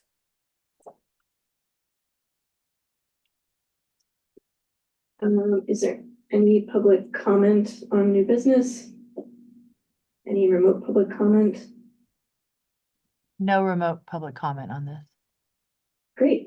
That puts us on item 11, general public comment.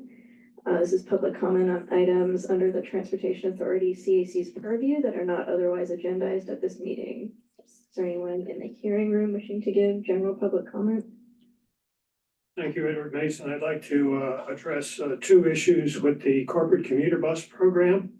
Mondays and Fridays, basically, you really wonder why they're running them. Because they were supposed, originally the commuter buses were supposed to save on pollution. Well, in my estimation and view, they're generating pollution because they don't have the ridership on there to justify it through any type of documentation. The other issue is, you've been receiving my email violations. And, I can just casually go out and, for a half an hour, get 4, 5 violations that you're seeing. Either expired, no permit, that are going there. So keep in mind, and there's very little enforcement that is there. Because if there was an enforcement, they are issued a parking ticket.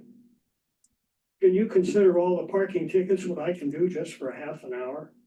you put that out across the city, because I'm only seeing one instant. That vehicle that's coming to 24th and Church probably started in the sunset.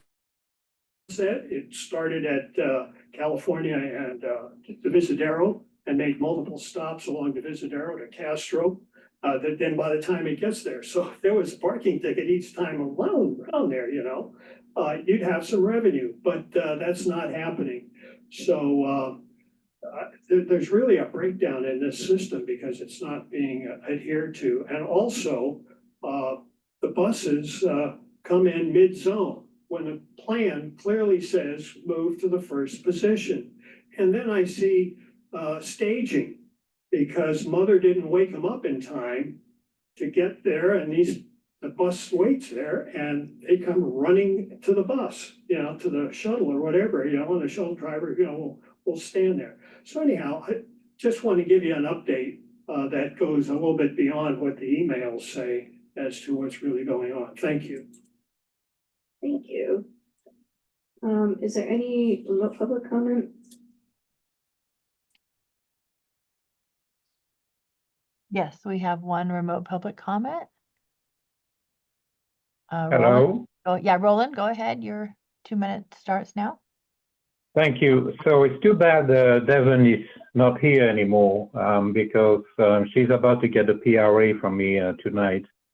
When she stated earlier that Caltrain, the FRA mandated that Caltrain use a maximum speed 79 miles an hour, this is incorrect. If you if you pose a question on AI, is what is the maximum operating speed of an FRA class 5 track? The response you're going to get back is that it's 80 miles an hour for freight and 90 miles an hour for passenger trains. On measure RR, the command I've got here, if you look at the text of the measure, it says there in black and white that part of that measure will provide 5 round trips between Gilroy and San Francisco per day. We had to find funding from another measure just to get the full train that now only goes up to Diridan, and then we got the Swiftern electric train. And let me wrap up with really explain to you the dire situation we've got down here when I live. We've passed 3 measures so far for expanded service to Gilroy in 2000, 2016, and last measure are in 2020. We still don't have platforms on track 2 at the Blossom Hill and the Capitol stations. So passengers have to cross a live track on foot and use a step stool provided by a Caltrain taxi employee to climb aboard a northbound train when the Union Pacific train, southbound Union Pacific train, blocks track 1. I mean, I hope you understand the sense of frustration down here and that you will help us moving forward with citizens' initiatives. Thank you. Thank you, Roland. No more remote public comment. Thank you. Great, public comment is closed. That puts us on item 12, which is adjournment.